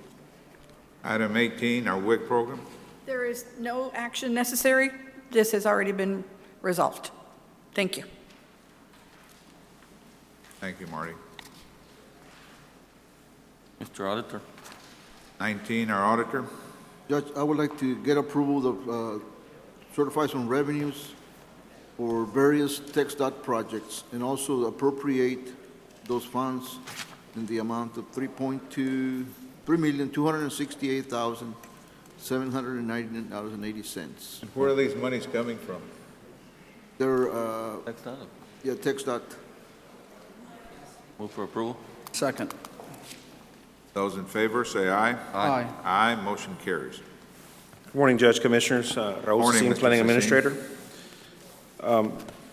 First item on the agenda is preliminary approval of a variance request for Vista Ridge Acres Phase 5 subdivision.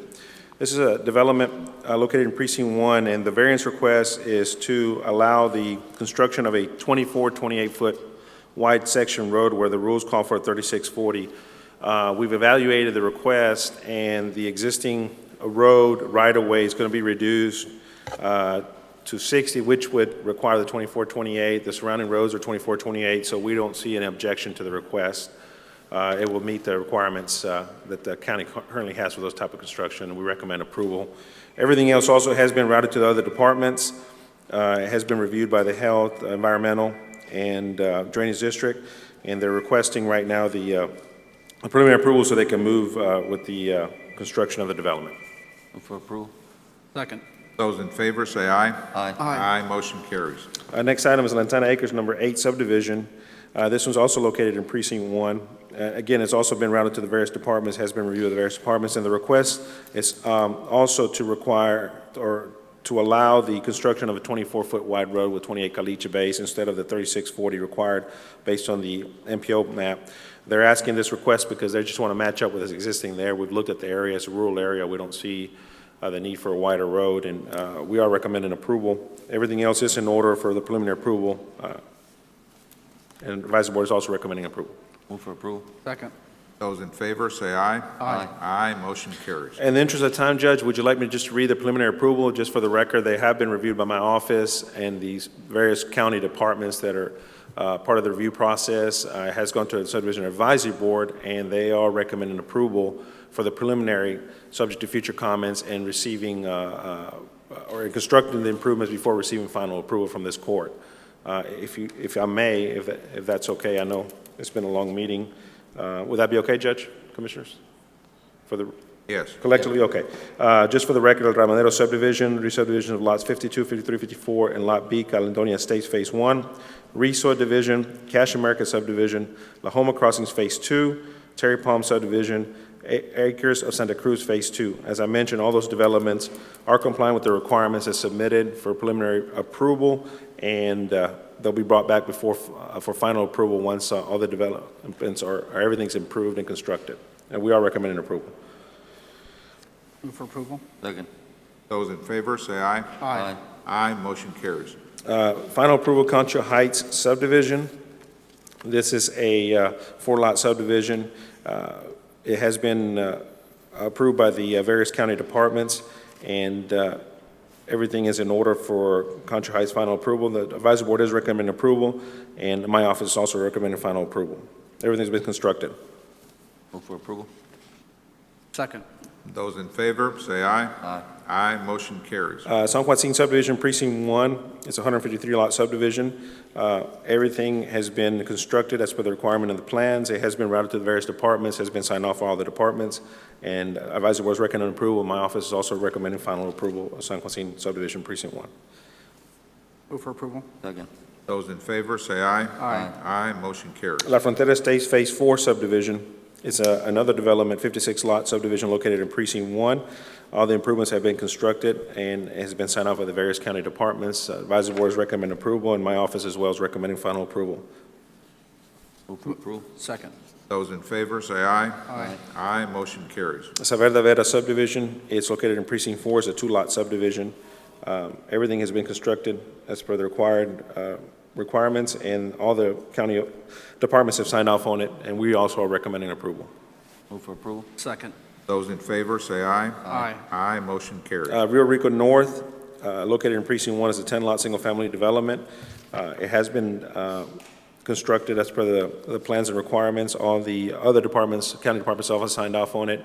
Advisory board is recommending approval, and so is my office recommending final approval. Move for approval. Second.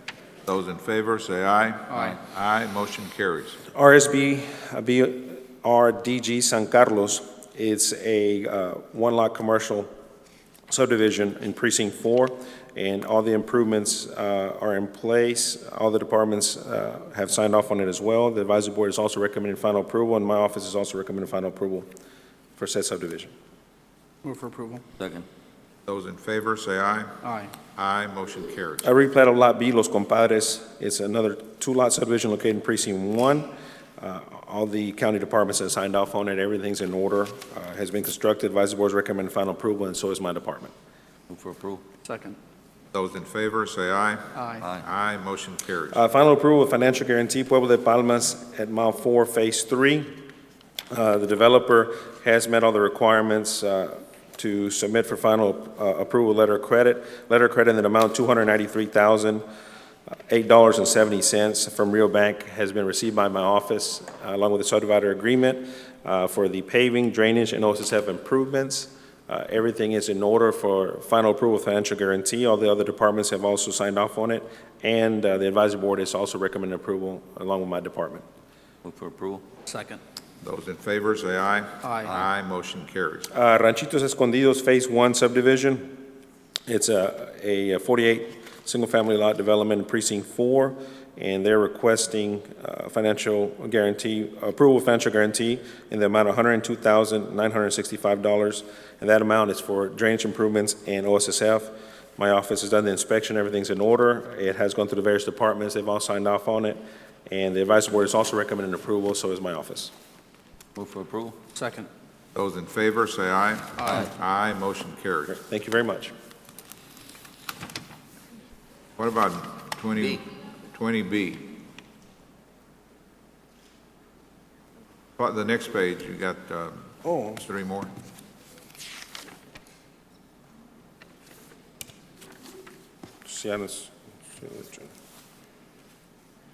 Oh, okay.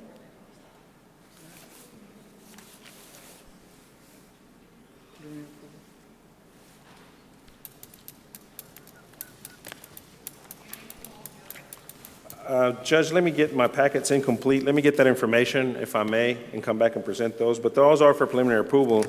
I don't know why they were separated. You want to bring them back? Well, we took all the preliminary approval. Oh, I'm sorry, I read it for the record, though. Yeah, they were split up, Judge. I apologize. La Homa Crossing, Terry Palms, and Acres, Santa Cruz were also considered in the preliminary, the first reading that I did. I apologize for that. Sir. They were split up on the agenda, and I was going off my So my you need list here. action? No, you already took action when you All right. considered them all together. I apologize for that. Okay. All right, this time we're going to recess our County Commissioners Court meeting and convene a workshop which was set for today. The entire court being present, the workshop will be, the issue involved will be presentation and discussion rewarding the development of a 2014 to 2018 capital improvement plan. At this time, we're going to recess the workshop and complete our county commissioners' court meeting. And we'll take up the workshop after this meeting. Okay, item number 21, precinct 2. Not present. Morning, Judge Commissioners. Raul Silguero, Precinct 2. This is item 21A is requesting acceptance and approval of work authorization number 8 with estimated cost $23,565.50 submitted by Millennium Engineering, contract number C131850618 for construction materials testing for the Hidalgo Precinct 2 equipment and maintenance facility project. Second. Those in favor, say aye. Aye. Aye, motion carries. Thank you. And the project is underway, and looking good. All right, sir. Yes, see. Next item. Good morning, Judge Commissioners. Morning. Justice Hoonover, Commissioner Joseph Palacios from Precinct 4. 22B, requesting approval and process of the following invoices as claims with authority for County Treasurer to issue payment after review, audit, and processing procedures are completed by the County Auditor. Pueblo Tires in the amount of $119.99, Pueblo Tires in the amount of $87, and Mobile Relays Partners LTD in the amount of $865.90. Move for approval. Second. Those in favor, say aye. Aye. Aye, motion carries. Item 22C, requesting authorization for title report surveys, meets and bounds for the Sunflower Park CRC sanitary sewer improvement and partial road abandonment of Holmes Road project. This project limits it between 107, State Highway 107 and Mile 17 Road on Holmes Road. Second. Those in favor, say aye. Aye. Aye, motion carries. Item 22D, requesting approval for reimbursement funds expended through the Urban County Program to avoid a finding from the U.S. Department of Housing and Urban Development so that we may remit to the U.S. Treasury and make the funds available to the precinct for eligible projects. Second. Those in favor, say aye. Aye. Aye, motion carries. Thank you. And I'm going to request no action for item 22E until pending executive session. Thank you. Thank you, sir.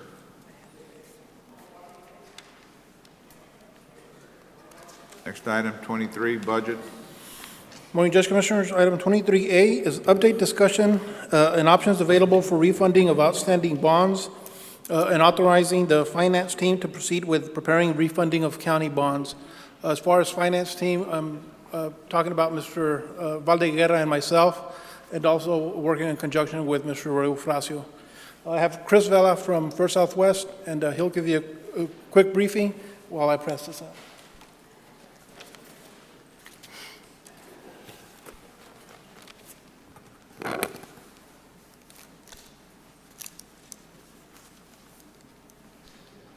Thank you, Sergio. Morning, sir. Go ahead. Morning. Members of the court, ladies and gentlemen, my name is Chris Vela with First Southwest Company, financial advisors to the county. We wanted to bring you up to date on the results of some of the refunding or the status of the refundings that have been previously discussed. And I wanted to say that the strategy of monitoring the bond refunding savings adopted by the county in late October has yielded very positive results. The reason that the results are positive today is because interest rates are lower now than they were in the last quarter of all of 2013. But most importantly, the taxable refunding escrow is shorter, approximately by 5 months, and consequently more efficient as we get closer to the August 2015 call date. As a result, savings are almost double from the estimates presented in October of 13, taxable refunding savings from approximately $950,000 present value savings to approximately $1.7 million present value. Tax exempt savings remain about the same as before at $270,000 present value savings. Now, why did rates go down? First of all, there was a flight to quality from stocks. If you all have been following the stock market, a lot of the people were exiting and because of the weak economic data and went into bonds. Changes in monetary policy have brought capital from emerging foreign markets to the United States, more purchasers. Municipal bond funds are now seeing inflows as opposed to the outflows experienced through the second half of 2013 In some of our previous presentations, we pointed out that a lot of the market participants had exited the market. Consequently, there were fewer buyers and a lot of product.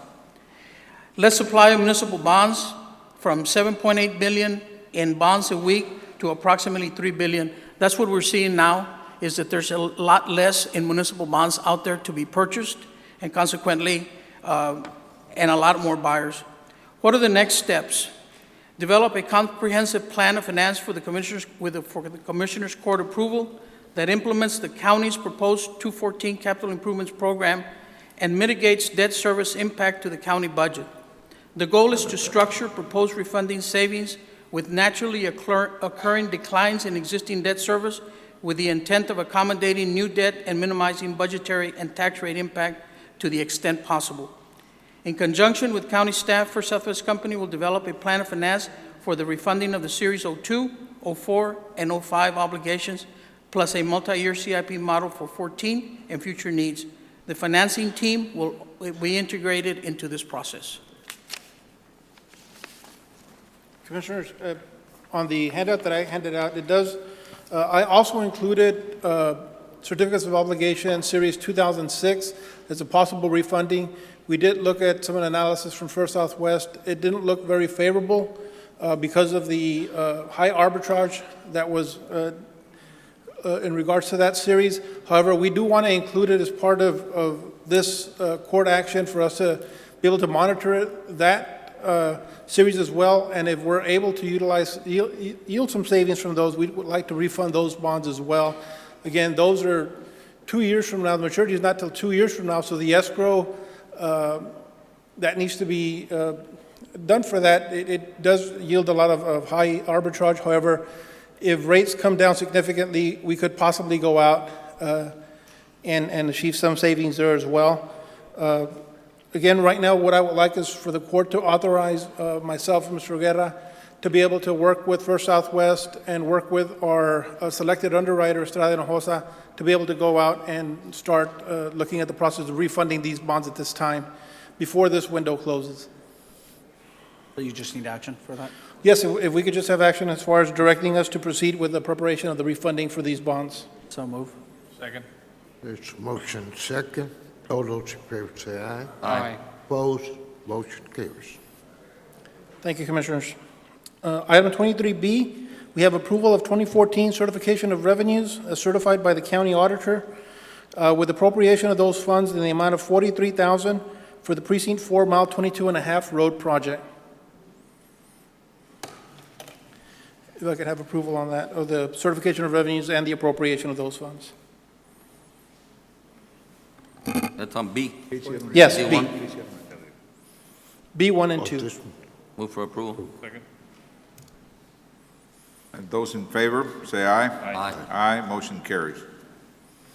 Item 23C is discussion, consideration, and approval of the advanced funding agreement, amendment number 1, between Hidalgo County and the Texas Department of Transportation for the Mile 2 North from State Highway 495 to Moorfield Road project, with authority for the county judge to sign the required documents. Second. Those in favor, say aye. Aye. Aye, motion carries. Okay. With a correction to that, Judge Commissioners, it will not be from State Highway 495. I believe it's from State Highway 364 to Moorfield Road, if we can just have that read into the record, just for clarification. Yes. And then also C3 would be approval to issue check payable to the Texas Department of Transportation in the amount of $9,097. This is to cover the preliminary engineering direct state costs for the above AFA. Second. Those in favor, say aye. Aye. Aye, motion carries.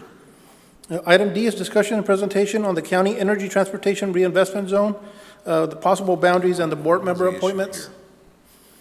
If you give me a minute, Judge, Commissioners.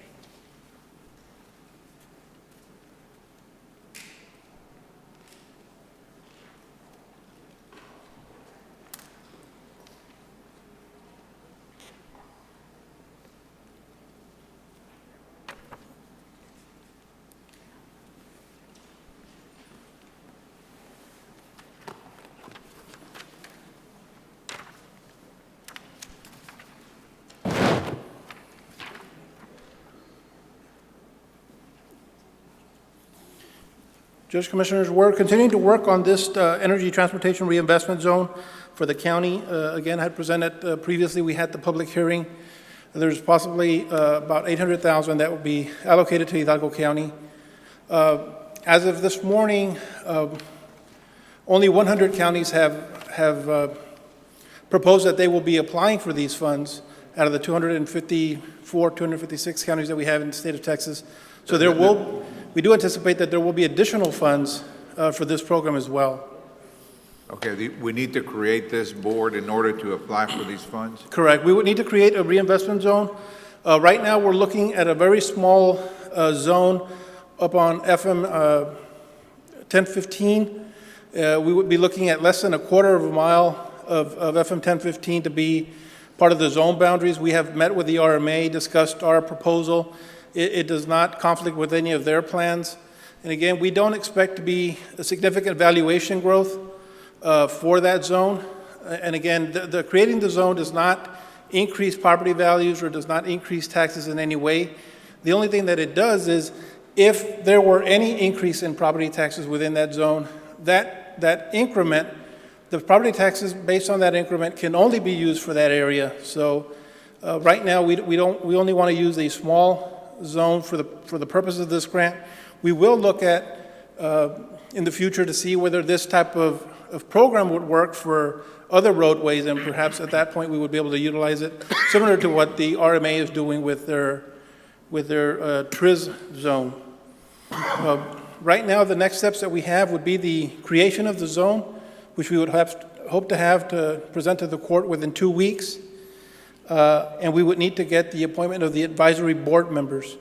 There would be 5 board members that need to be appointed by the judge that would then get approved by the Commissioner's Court. There would be 2 at-large members from the county, and there would be up to 3 members that can be selected that have to have employment within the oil and gas industry. One of the examples that was mentioned in one of the webinars was if you have a truck driver that delivers the gas and they live here in Hidalgo County, that could potentially be a board member. So it's pretty broad as far as the... I mean, you understand, oil and gas companies, some people say I work in people would pump gas in gas stations, not oil and gas company. It would have to be somebody that works for an oil and gas industry company, not somebody that just uses... Like a year contract, a person that works for an oil and gas producer? Yes. So we can appoint up to 3 members that are related to oil and gas. However, if we need to, we can only appoint 1. Again, I apologize, I stepped out, but what is the purpose of this zone? Creating the zone? The purpose of the zone is mainly to fulfill the grant requirements. Judge, to fulfill the grant requirements? To allow the county to participate, to pursue. If I may, Judge, the state set up a program, and it's a grant program where the county's able to apply for some funds due to the oil and gas industry that we're able to leverage and bring some state dollars. Oh, for the roads. This is the one, Yes, this is sir. the 800,000. Yes, sir. Correct. Okay. That's the one it is. All right, I understand it. So as far as for future steps, we would need to create the zone. We would bring that order to the court for approval within the coming weeks. However, I just want to advise the court that we also need to appoint advisory board members for this zone. And so I've given you a packet of what we were given during our training and mentioned who can be part of the board members. So if we could get, start thinking about who you could nominate for that, and then that way when we bring back the order, we can have those appointments done at that time. The only other step that we would need to do is going to be the road conditions report. And we have forwarded all the information as far as on the road conditions to each of the individual precincts. I did meet with the chiefs of staff on Friday and discuss that with them as well. We're doing a modified road conditions report. We'll be submitting that to TxDOT. Basically, what they have said is submit the road condition report that you have. We'll review it. If there's any deficiencies on it, we'll let you, there'll be a period for corrective action. So we're going to go ahead and proceed in that manner. If there's any other questions, that'd be the extent of my presentation on this item.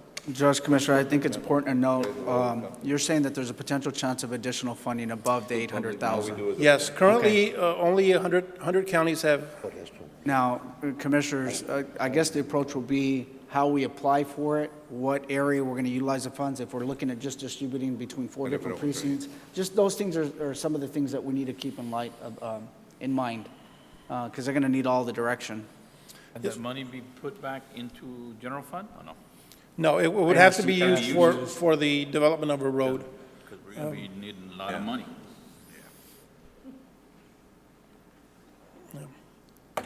Well, we can't, let's, well, we cannot act at this point, you're just discussing it. Yes, this is just Presenting. discussion, just presentation as to the next step. We will be, the Put grant. it on the agenda so we can act on it. Yeah, the grant period did get extended from February to March 7th through the 14th, so before March 14th, we'll bring the item as far as the authority to apply for this grant, and then we'll also bring in different proposals for the roads that could be utilized this money for. All right, sir. Thank you, Judge Commissioners. Item 24, purchasing. Good morning, Martha Salazar for Purchasing Department. Let's start with, in order to get this along a little faster, on 24A1, we're asking no action. I'm going to request that we take action instead and recommend on B instead of A. This is through Hidalgo County's membership and participation with the Interlocal Purchasing System, TIPS, authority and to approve proposals awarded to the vendor AAMECC for the testing of identified suspicious, possibly ACM containing materials in some portions of the... What did they find? Well, it was an area that was continuously used. It's probably mastic from old VTC tile that was, and there's 2 areas that were identified by the general contractor, and it's for $750. Thereafter, through our awarded vendor, we will get the specification writing and the monitoring. We also already have a vendor in the wings for the actual abatement, if the testing proves to be positive. So I'm asking for approval of B, even though we've already members of this association. I just wanted to let you all know. Move for approval. Second. Those in favor say aye. Aye. Aye, motion carries. Next, we're going to item 2, approval of the automatic extension of a successive 1-year term provided in the letter of engagement with J. Ramirez Law Firm, formerly known as Ramirez and Guerrero, for continued provision of services as bond counsel. He has not secured for us his certificate of insurance, although he did ask that the court take action subject to that submission. Move for approval. Second. Those in favor say aye. Aye. Aye, motion carries. Item 3 is consideration and applicable action on the following option items in connection with financial advisory services provided for Hidalgo County. You have 3 options here. A is approval to exercise the county's option to renew for 2 additional years under the same rates, terms, and conditions with your current advisory service. And that's First Southwest. B is action for Hidalgo County to exercise its 30-day option to terminate the agreement for First Southwest. And 3 would be your option to go and secure RFQs for this service. And only because it is coming up for renewal. I just wanted to present to the court every option available.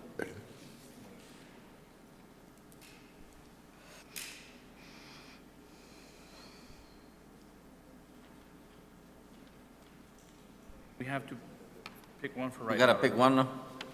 Yes, sir? A, If you pick one, you don't do the rest. you know what? If you pick one, you can't take action on the rest. Can't take action on the rest, yeah. Yeah. My motion is for A. To renew Yeah.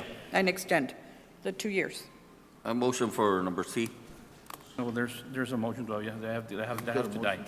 No? One at a time. Motion for A. Is there a second? Second. That's on 3A. 3A, yes, sir. All right, those in favor of that motion and a second indicate by saying aye. Aye. Those against, same sign. Aye. What is, have an option A, B, and C? What? Yeah. If you do A, you don't do B or C. If you do B, Although then the court does always have the 30-day option to terminate. I mean, that's in all our standard agreements. I mean, I just want the court to realize that.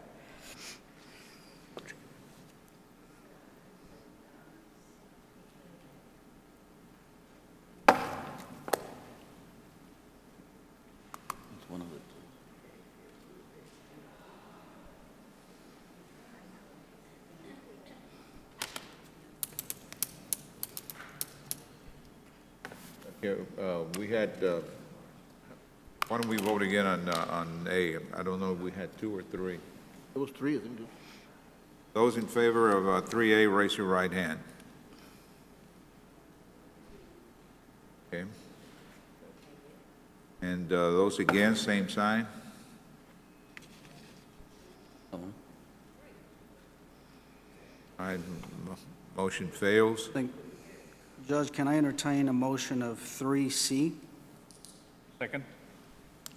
All right, those in favor say aye. Aye. Aye. Aye, motion carries. That'll be 3C, Marty. Okay. So this will happen upon the expiration of the current agreement, which is coming up, the current vendor. We're gonna what? We'll start. I said this will commence now, but it will remain, the current agreement will expire. It won't Correct. renew. Okay. All right. And we'll pick somebody before then. Well, you're going to do advertising. Okay, item 4. Item 4 is discussion and status on current reports of possible and/or impending sale of your local PBS station, KMBH, and its impact on the rebroadcasting of Hidalgo County Commissioners Court meetings. You have seen in the paper, there has been 2 stories so far that have run, and KMBH, in your backup, I have attached where they themselves have notified us that they are up for sale. Now, there's 2 options here. The latest story in the newspaper said that there may be another PBS station interested in acquiring it. However, the first notice by KMBH to the county was that it's a commercial entity who would be buying. If that's the case, we would no longer have a contract because it would be a for-profit. Unless they bought the contract out that we have and they honor it. I doubt it. Their time would be then sold at a different rate. So the bottom line is. So the bottom line is what I need to know is, do you want to terminate with them now? Or do you want to discuss other options? Right now, I don't know of any other station. They're all commercial stations. If you want to run them, if you're going to run Commissioners Court meetings, it's going to be in an incredibly expensive proposition. You're buying airtime. What's your recommendation? Cancel? I think we terminate now and stop the bleeding because it is costing the county a lot of money. I know the county. On every unit, and a unit is considered a half hour, we're averaging 2.5 to 3 hours, and every unit is 550, I think, or 500. $500. 500, so. $1,200. Right, and so right now, on average, you're looking at anywhere depending on court length times the number of court sessions we have a year, anywhere between 130 and, Sergio, correct me if I'm wrong, it was the last analysis was somewhere at 150, somewhere in that range. I mean, yearly? Yes, yearly. 150,000, yes. Yes, and again, that all depends because of each unit is considered a half hour.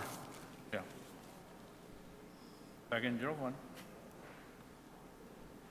We're still going to be able to. You know, you can live stream. We're still airing. I mean, people can still view. Right, we'd still be able to air on our website. Yes, it is on the internet. Plus, Judge Commissioners, and I have discussed this with your offices. We have been through the Public Information Office. They've assisted us a lot. We've been talking to the municipalities that have their own stations. City of Weslaco, City of Edinburgh, McAllen, and in the interim that maybe we could work with them and they could also air on their Don't leave channel out with respect to their, Don't leave out constituents. FAR. At one time. FAR as well, yes. We have met with the city of FAR. Yes, sir. At one time, we had talked about maybe having our own station later on. How much? What? Well, Well, you've that- taken the first step in designing some area Yes. in this Right. new commissioner's courtroom that we redesigned.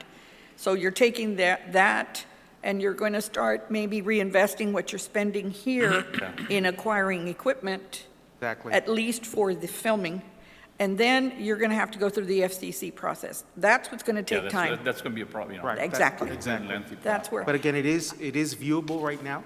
I through knew our it- website and on the internet, and we Right, are and- working with the municipalities. and at one time, Commissioner, Judge Garcia had also told us that the university was interested at the time. They didn't participate that year and told us they weren't quite ready, but I see that something coming up for them, especially with the expansion of the medical school and all that. I think it's going to become much more feasible for them, and that's where maybe a partnership could be. Marty, what also. if, say, a sponsor would come in and sponsor this televised somewhere? Well, And they as- pay for it? As you remember, that's how this started. We were supposed to give airtime to sponsors, private sector sponsors, that would defray the costs of rebroadcasting at some point. And it was always going to be KMBH because, of course, you get the entire valley to view. I believe that would be feasible, but if it were ours or on a public station, on a nonprofit, I don't believe you can do this. Well, unless private sector people donate to the county and say, use the money as you wish, and that's how you defray your costs on a But you commercial also have- station. Judge But that's very Commissioners, expensive. You also have the issue with respect to national affiliation. Say we were to do KRGV. They have their own broadcasting slots already, and so we would No, have that's what to- I'm saying. You would have to be, we would be competing against some people. big advertisers. Yes. It's just like getting a commercial. And like you're saying, we're averaging 2.5 hours, 3 hours sometimes. That's a lot of commercial airtime you're buying. So I think for now, the only thing would be to partnership with those cities that would be willing to broadcast in their areas. But other than that, you are spending a lot. And like I say, the original concept, which was brought by Judge Pulido, was that this was going to be supported fully by private sector donors, and they would just get recognition at the beginning of the broadcast. It never happened that way, and thus we kept taking on the cost, and as we all know, it has gotten. Now, we're not even doing recording now. The recording is being done by the city of Edinburgh. So that's why your airtime now is only $500. Had they been recording, it would be more expensive. So you are now having to pay that cost in renting this facility also. So when we return to our administration building, Which will those be this costs- year sometime in the Yes, fall. it's supposed to be in the Right. fall, by the end of the And I year. would suggest that we reinvest those dollars. Yvonne, we've already cleared it up. You don't need to stay, we've already cleared up the issue. If you want to leave, yeah. You will. Oh, okay. She has an item here under purchasing. It's up to the court. What do you wish to do? Do you want to wait until they get the, you want to, That's it, right? As soon as it was over. going to pull the plug now? Okay. We're going to go with, You need B. action on that then? Yes, sir. On what? On item B, Okay. That's my motion. to exercise the 30-day notice of termination. Second. Those in favor, say aye. Aye. Aye, motion carries. Okay, our next one is B1. This is approval of a professional engineering services agreement as reviewed and approved by legal counsel, Chanina Engineering, and this is for project-specific Delta Lake Pavilion for Precinct 1 at $7,500. Second. Those in favor, say aye. Aye. Aye, motion carries. Item 2, we're requesting no action at this time at the request of the precinct. Item C, Precinct 4, this is a request by Time Warner Cable, DBA Time Warner Cable for Hidalgo County Commissioners Court to accept, approve, and execute a right of entry agreement so as to have right of entry and provide Time Warner Cable Business Class Services to Nuestra Clínica del Valles Mobile Structure at address 300 North 86th Street, Edinburgh, Texas, which is a county-owned property. Move for approval. Those in favor, say aye. Aye. Aye, motion carries. 2A, requesting approval, professional engineering services agreement with TEDSI Infrastructure, and this is job-specific for the reconstruction of Monmac Road from mile 11 North Road, north 0.4 miles. Move for approval. Check. Those in favor, say aye. Aye. Aye, motion carries. Work authorization 1 with TEDSI under the same agreement for the same project-specific project. Move for approval. Check. Those in favor, say aye. Aye. Aye, motion carries. Item C is requesting approval of professional engineering agreement with TEDSI Infrastructure Group. This is for a project-specific reconstruction of Roosevelt Road from junction with Owasso to FM 1423 Valverde. Second. Those in favor, say aye. Aye. Aye, motion carries. And we're asking for work authorization under that agreement that was just approved for $55,250 for the project just approved. Move for approval.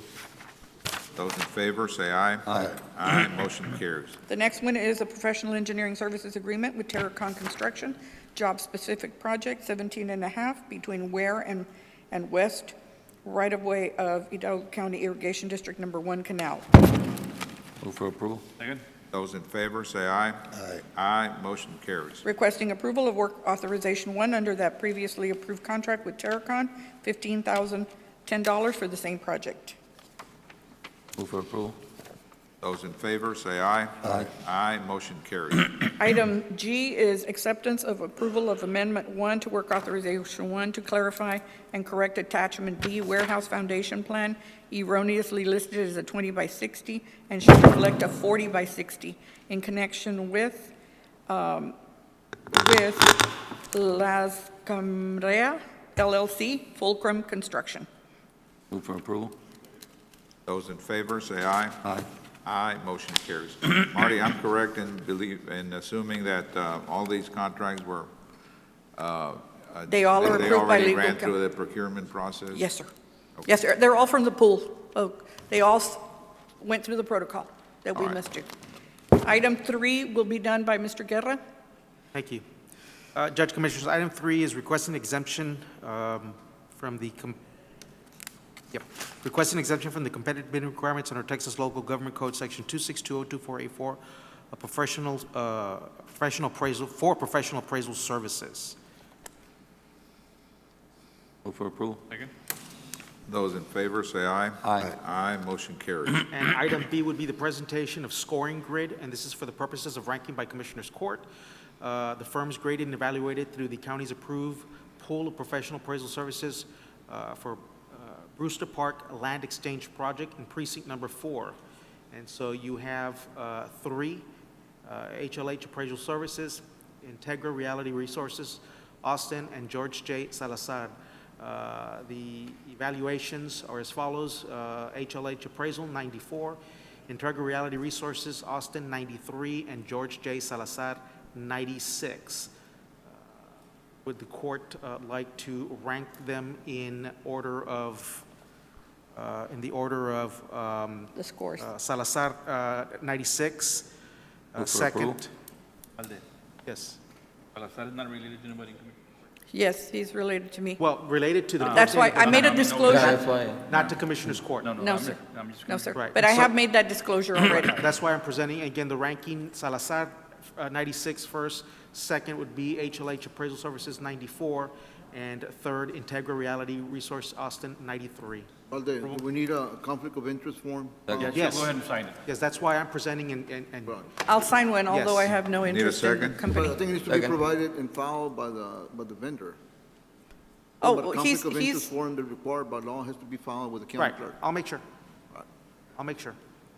All right, those in favor of the motion is made and seconded indicate by saying aye. Aye. Aye, motion carries. The last action item would be authority for the purchasing department to negotiate a professional appraisal service contract with the #1 ranked firm of George J. Salazar for Brewster Park Land Exchange Project in Precinct Number 4. Judge Commissioners, with that being, with what I just read, with respect to the negotiation, I ask that I be involved in that negotiation and not Ms. Salazar. Okay, move for approval? Second. All right, so you want to take out purchasing department and put executive department, or?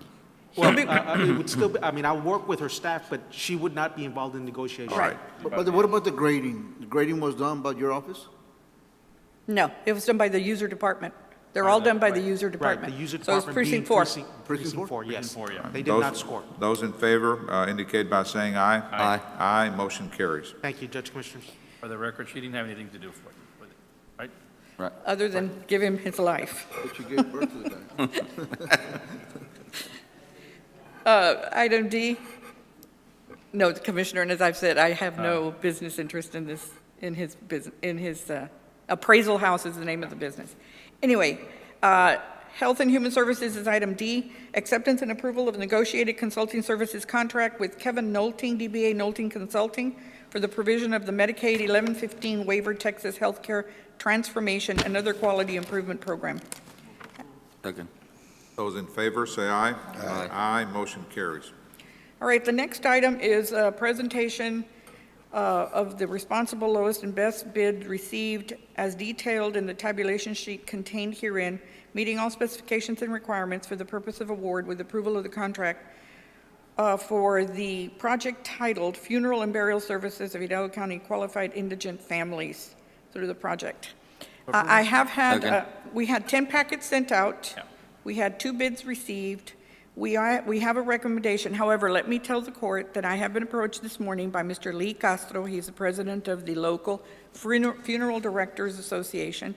He also is a businessman with his own business. He would like the court to consider the fact that when we first started doing this, some years ago, the very first time we put this out, because it had been something that hadn't been procured before, we sent out to over 40 funeral homes at the time, packets. We had low participation then. Back in 11, we also had the same situation. We went out again. We still had just one bidder submit. In this case, we sent out to 10. He's brought to my attention that 3 of those 10 were cemeteries. However, cemeteries have sometimes partnered with funeral homes. That's why we send them. We sent them to 10. That's about a quarter of what he says is like if you go to the yellow pages. Again, we received 2 bids. The current agreement calls for a 4-year term with a 1-year option. Let me give you some stats. In 2011, we spent about $80,000, and we helped about 150 families. Last year, we spent $93,000, I believe, helped about 190 families. How much per burial, más o menos? Right now, it's about $500, including the plot. The 500? prices are Yeah, there. that's all the He county just can feels allow. that maybe we could get better pricing. Let me tell the court that for the amount of usage that this is, this is a great help to indigents, but we have not spent an excessive amount of money. Now, I told him it's up to the court whether they wish to reject and rebid, but I believe we've done a good job of, we have it on the internet, we have it in the paper. He made a comment that funeral directors don't read the paper, they concentrate on the obit section, and I can understand It's that. very hard to get more. But I believe we've done our efforts in getting this out there, and it's up to the court. But I told him I'd voice what he told me. I know that Mr. Castro signed up to participate on this portion And of the the- meeting. Right, and the reason I'm telling you now is because it is afterwards, so I told him I would do the courtesy of bringing it up to your attention, but it is ready to award. It is what? It is ready to award. Yes. Bidder, right? Yes, go ahead, Mr. Castro. Get it.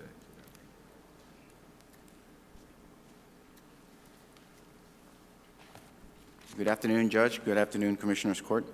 First of all, my name is Lee Castro. I'm a funeral director. I've been a funeral director here in Hidalgo County for over 20 years. First, I want to thank Mrs. Salazar for giving me the opportunity to appear before you today. I know it's a late notice. I know she's done a great job. I have such great admiration for her and everything that she's done, and she's always looking out for the well-being of the residents of Hidalgo County, as well as you, the Commissioners Court. I'm here before you today because of this bidder's log. I've notified and I've called various times to her office, and I've spoken with the purchasing agent in charge of this particular project, Sandy Suarez, and she gave me this list of supposedly the 10 funeral homes that were notified. And again, she mentioned earlier that out of the 10, 3 are cemeteries, don't have a funeral home. And I've notified all these funeral directors. I am also a board member of the South Texas Funeral Director Association, and none of these funeral directors here listed received any packets from the county. When the county initially went out for bids, this was, I would think, maybe 10 years ago, they did send out initial 40-something funeral homes a notification of bid. And so my question was why we didn't do this again. Now, this is different because it is not a 1 year with another option to renew. It's actually a 4-year with an additional year to renew. So it's a 5-year contract. And what I had hopefully brought to you is just that the fact that, you know, if we all believe in competitive bidding, and I believe that the participation here, of course, is extremely low, and majority of all my colleagues didn't receive any kind of notification about this particular bid process. I know it's not going to, no damage or no harm will be done if we just extend it for another 60 days. The court does have that option to extend it for 60 days and maybe mail out to the funeral homes this bid packet, and I better assume that you're going to have a better process in the bidding, and you probably will get a lot less than what the current bidder is bidding at this time. And that's what I'm here for today, and I know that I would appreciate if the courts look over it and if they could give direction to Mrs. Salazar, and I'm sure it's not going to cost any extra on her department part. They did put it in the newspaper. It was December 21st, December 28th. That's during the holidays, and I think the due date was January the 8th. And again, you know, if you open it up, let the funeral homes battle it out and see who gets the lowest bid, it's going to benefit the community, the taxpayers, which would include ourselves. All right, thank you, I would sir. have to caution the court only that it would cost. We would have to re-advertise. You'd have to reject at this point. You'd have to reject the bids. I believe, you know, we've done our due diligence. Do you feel, Maria, that you complied and we've complied with every requirement out there imposed by the state? Yes, sir, I think we did. Yes. Yes, we have. Did we rebid this thing once already? Back in 11, and like I said, the way I prefaced my remarks, when this first was procured many years ago, that wasn't even done. It was just, you know, different funeral homes would get, and one of the complaints we started to hear was that a lot of times if the county would it was even a smaller amount of assistance before. It was a flat amount of money. A lot of funeral homes wanted to encourage upgrades of funerals. You know, take your money, pool your resources, and include what the county gave you. And yes. I'm not saying any. What is your recommendation that we proceed? Because you're going to have to rebid, which is expensive. You're going to have that's going to take up more time. We have a lot of procurement going on right now. We are limited in staff. I think we've done our due diligence. All right. It's a good. I am going to take his notes for the next time we do this. I'm always looking for improvement, and we will make a note that possibly a mail out to all the funeral homes again, but we've done that in the past, and we still didn't get the participation. All right. Any questions? If not, do I hear a motion? What's the amount? $500. It's like $525 if you look. No, to re-advertise. Oh, I'd say at least, at the very minimum, $500 to $600. And you might not even get bidders. No, and as I said, I mean, this is driven by competition. I mean, this is, the funeral directors out there do know that the county has a contract. I would be looking if I am a business owner, that's my business decision to be looking as to when this is coming up. 50 ain't much. Oh, it's very nominal. I mean, we do have some costs for, obese people, and that's why the second bidder, if you look at his, that's where his costs were very high. All right, at this time, I'll entertain a Do you have a motion. contract with somebody right now? It's Memorial, it's your current, oh, and there's been no increase in No expenses. increase, the same. He's keeping them the same, And that's your just about the same. Your recommendation is? My recommendation is the low bidder, it qualified. We've done what we needed to do. I will give you one correction. The document that's attached has the wrong term. It has 2 for 2-year initially. We're going to correct that. The executed agreement will be correct. It'll be 4 with an option of 1. Now, you have a 30-day termination clause also. If the court feels at any time that they do not wish to continue this, it can be terminated. Who's the lowest responsible bidder, Maria? Pardon me? Who is the lowest- Memorial Funeral Home. And when does this contract run out? It commences March the 1st. March 1st? Yes. Yeah, less than a month now. So Memorial, is Yes. that the We- lowest If we bid? rebid, it would have to, it would, Yeah. Okay. We'll move for approval. Those in favor, say aye. Aye. Aye, motion carries. The next you. item is the Elections Department. We're requesting acceptance and approval of a claim from Staples Advantage invoice number as noted in the amount of $1734 arising from PO number 699-546 as supplies are used throughout the year as detailed in the memo dated 1/29/14 from the Elections Department and do not fall under the Dow County Accounting Procedures Manual, non-travel meals, refreshments, and related expenses. I'm asking for approval. Second. Those in favor, say aye. Aye. Aye, motion carries. I'm also asking for you to consider on item B, an exception from the Dow County Adopted Accounting Procedures Manual, non-travel meals, refreshments, and related expenses, as not applicable for all upcoming duly requisitioned and processed POs due to unknown amount of people that will be attending at any of the meetings or trainings that are conducted by the elections and as further by the Elections Department and further explained and detailed in the memo dated. There are some objections from the, or concerns by the auditor, but this has nothing to do with meals. What is occurring here is that they go out and secure coffee, sugar, non-dairy creamer, and that is used for supplies for every meeting that they come in. On election training days, I believe they do go out and buy a big platter of maybe some pan dulce or fresh bread, but that is it. If it takes 12 hours for those people to be, there are no meals provided. They don't send out. If meals were to be contemplated or needed, they would follow the manual. This is for, what's happening is that when their invoices get to the auditor's office, they're applying the procedures manual. It's not really applicable, and they're not paying the bill. They're not paying the invoices. Because they want, according to our policy, if this was a meal, you're going to have an agenda, you're going to have names of everyone who was fed. This really doesn't work in that fashion because it's through, whatever those supplies last throughout the year, that's what they're used for. I do think it's something the court should entertain. I'm comfortable with it. I've already talked to Ms. Ramon, and her staff is here, and I asked her to tell us in her memo. Her memo does not state that they're doing this for meals. They're not going to be sending out for hamburgers or fried chicken plates or pizza. This is just coffee and supplies. I think that policy covers meals and refreshments. Refreshments would be the coffee and Correct. and pastries.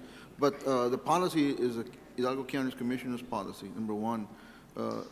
So the approval you're requesting is... It's an for exception from that policy, exception for the policy only? on those supplies only.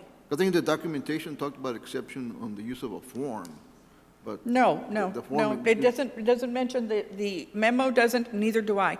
I think what you all are applying is the form that is required to name everyone who Drank a coffee. drank coffee or used, who used the supplies.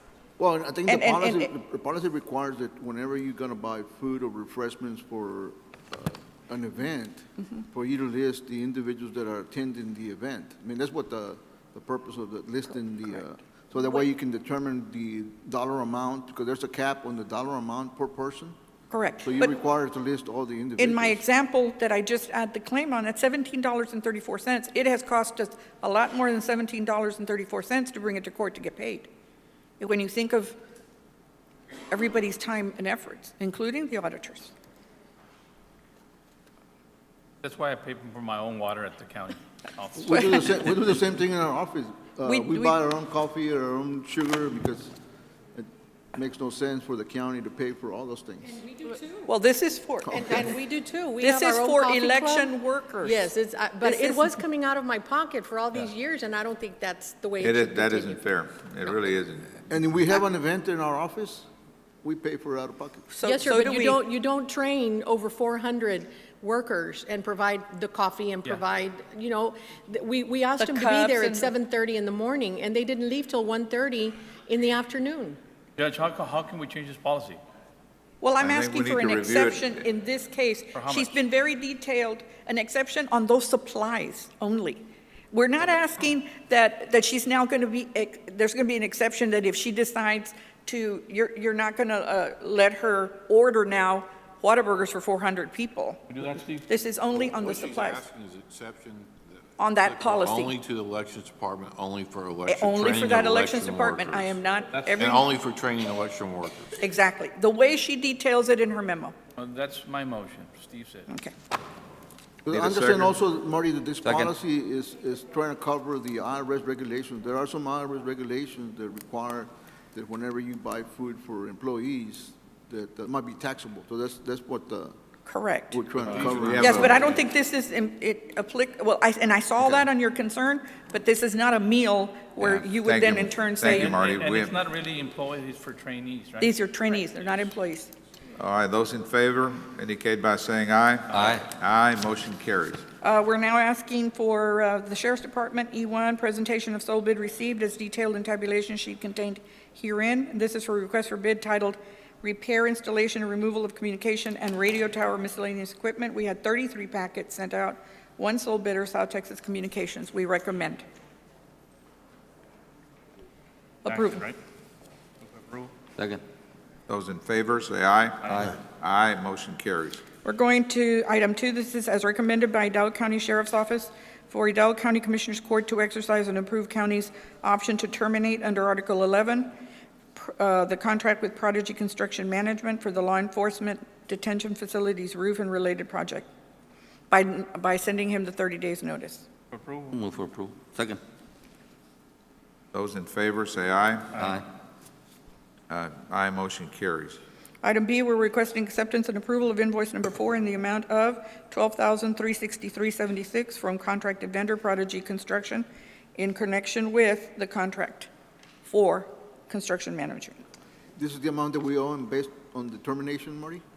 This is prior to the Related to that? termination, and then he will bill us for anything up to the termination. All right, is this the one where we discussed it last 2 weeks ago? 2 weeks ago, yes, sir. And with what, we've already paid him more than half. Now we're going to let him go?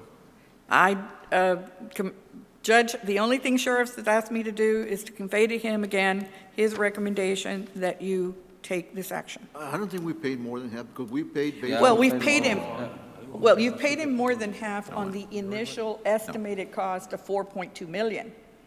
If they had proceeded with the award, his contract is based on the construction cost.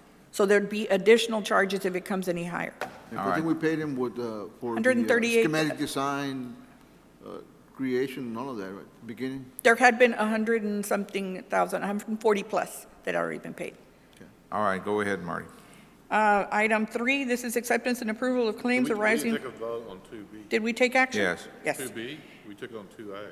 Okay, not, Yes, the third is a claim from PO number 693-384 and 696-430 to Mike Young Printing, and that is for $156.75 and $89.98. This is arising from overruns from printing of checks. The checks that were overrun were used by the Sheriff's Department, and thus we're requesting that that be paid. So you authorized an increase in the purchase order? That would have been the solution. approval on 3, And 2B? no, 2B. We got to go back. No, to this is 2B. 3. Go back to 2B. 2B. Let's take a vote on 3, then we'll go back to 2B. All Okay. right. Approval on 3. I'm recommending Those approval. in favor indicate by saying aye. Aye. Aye, motion carries. Now back to 2B. 2B. 2B, Yeah. That one We're you- recommending payment. or not? Yeah. Yes. Move for approval. Second. Those in favor, say aye. Aye. Aye, motion carries.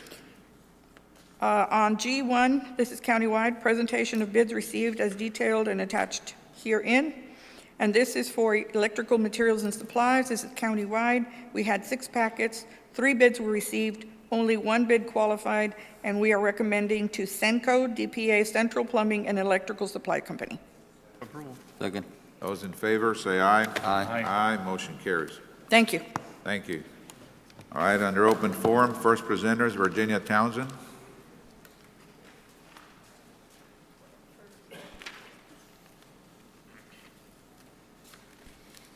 Late. What, yeah, what an agenda. You guys get elected to do this. Whoa.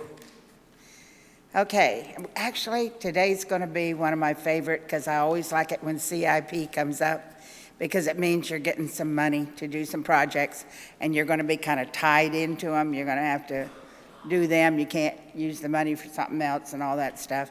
And I always appreciate that time because it's something that there's an ongoing thing about. Really, I put on next to my name progress question mark because I never know what happens to these things.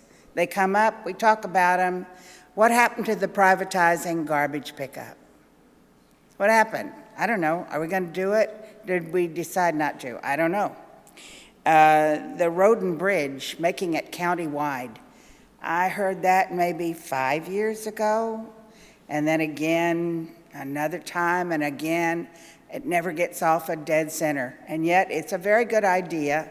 And when we called the other counties to see what they do, most of them have put road and bridge together for all precincts. They don't do it separated like us. Now, I realize I step on some people's territory when I do that, because everybody gets so possessive about their road and bridge monies. But after all, the idea is to have it work so it makes some sense. And to me, we ought to combine road and bridge a long time ago. But that's another question mark on progress. Policies. We were going to update our policy book. Did we do it? I don't know. I don't know. Step and grade. Is that still going? Do we care? Does everybody have step and grade now? Are we, we got rid of it for a while and said, well, no, we're not going to do it, but we're going to come back to it, and we're going to have it all straightened out, and it's going to work the way it's supposed to, but I never saw us come back to it. I don't know. Tax office in McAllen. What's taking us so long on that? I don't know. The tax office building is there. Some people say, oh, it's not worth fixing up. Some of our people have gone through it and said it is. It's not in that bad shape at all. It's got roof problems. Can the roof be fixed? Yes. Okay. To me, as I talk to people from McAllen who says, where do I go? And I have to tell them Brayfogle, or go down to Farr, or go to Alamo, or go all the way to Edinburgh and stand in a big line. I mean, but McAllen is our biggest tax supporters, so I don't understand why they don't have a tax office.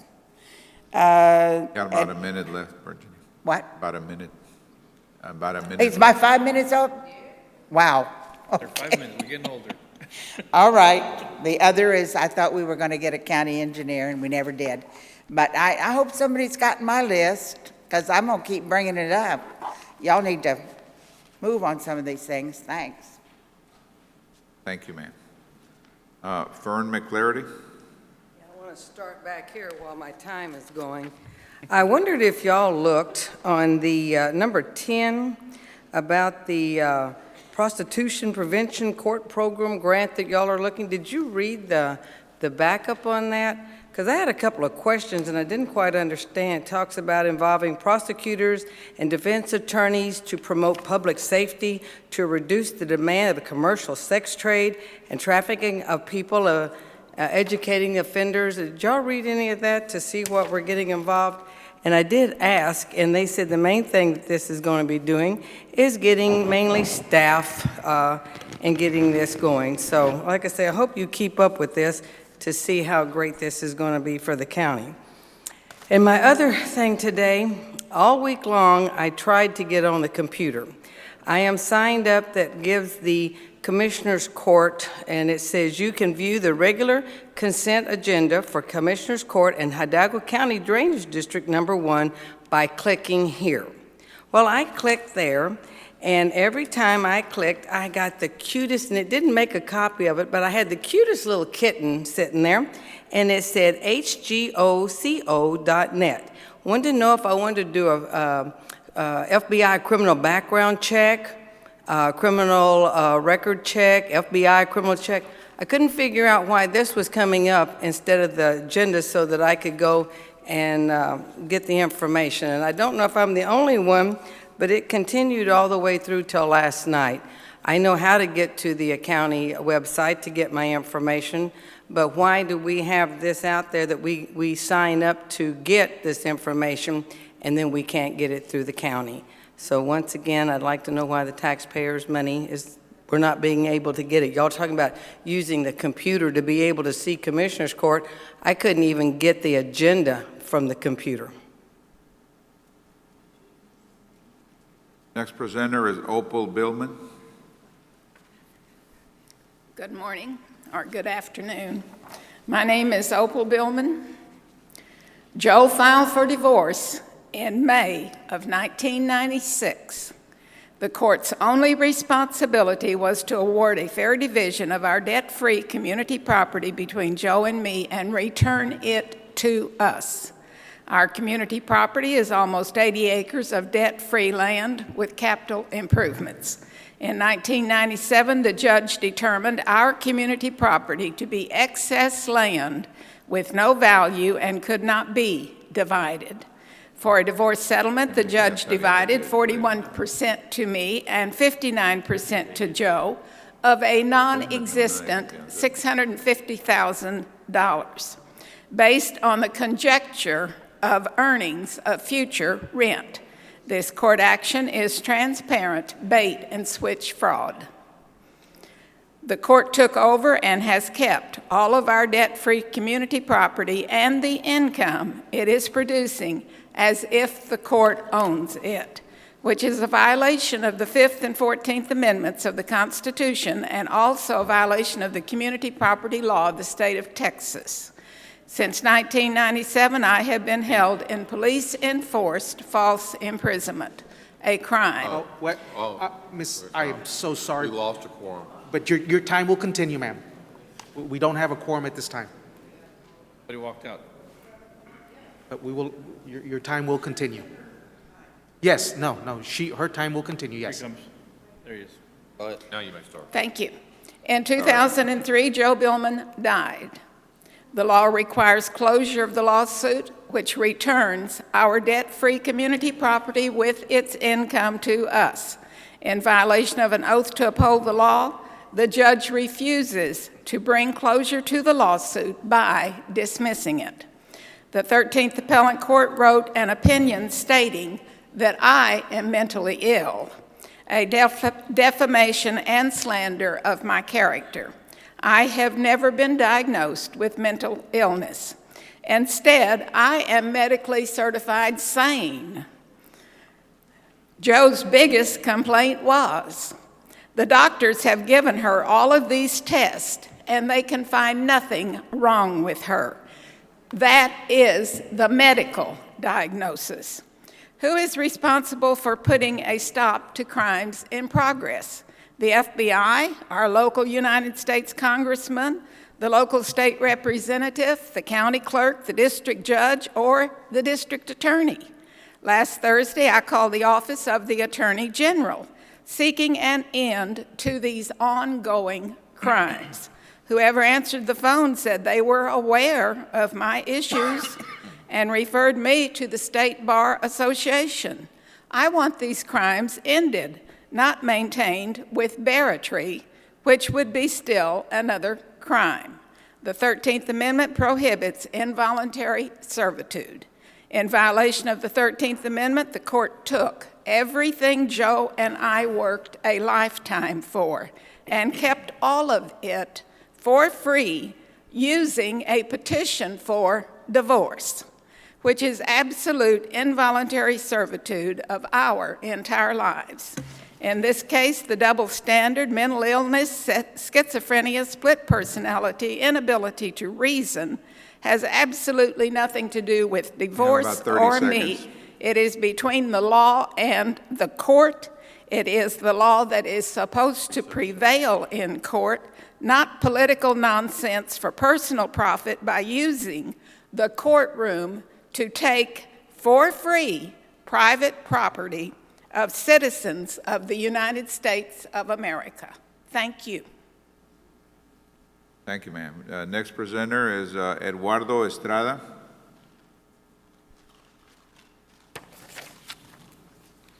Good afternoon, gentlemen. My name is Eduardo Estrada, and I reside in Precinct 4. I have a comment and then a question regarding the $184 million referendum passed 15 months ago in November 2012, and specifically about the road repairs. This past September, I spoke with Commissioner Palacios and with Marcos Lopez, who is on Commissioner Palacios' staff. I was told then that the overlay work on Alberta was to begin in 4 to 6 weeks. Later that same morning, Mr. Lopez spoke with Mr. Roman Rodriguez, the Precinct 4 Road and Bridge Director, who stated that the work would begin in 2 weeks. It's been 5 months and 2 tires later, and the work has yet to begin.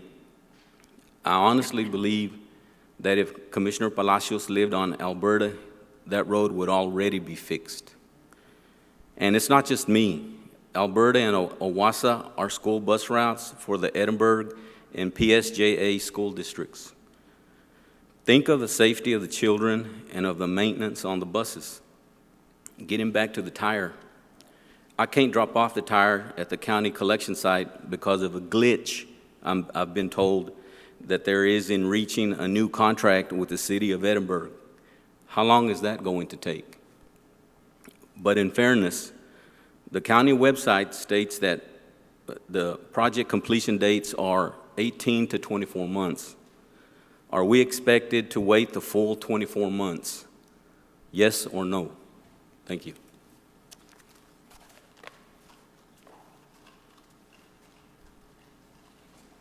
Next presenter, Hilda Salinas. Good morning, Commissioners. Judge Hilda Salinas from Public Affairs. At this time, I just want to announce Hidalgo County Night. The University of Texas Pan American men's basketball team invited Hidalgo County employees to watch UTPA men's basketball versus New Mexico State University. It's going to be held on February 20th at 7 p.m., and employees are able to take advantage of discounted tickets. Normally, they're $8. They are going to be $6 just for Hidalgo County employees. Also, Hidalgo County employees will be recognized during the halftime show with a public address announcement and a video board slide. Doors open at 6 p.m., and tickets can be reserved in advance. So we urge all employees to take part of this fun-filled event with their families and everyone to have fun. Thank you. And pursuant to 551-071 and 072, would entertain a motion to proceed to executive session. Move for approval. Second. Those in favor say aye. Aye. Aye, motion carries. It is 12:41. We're going to be in executive session.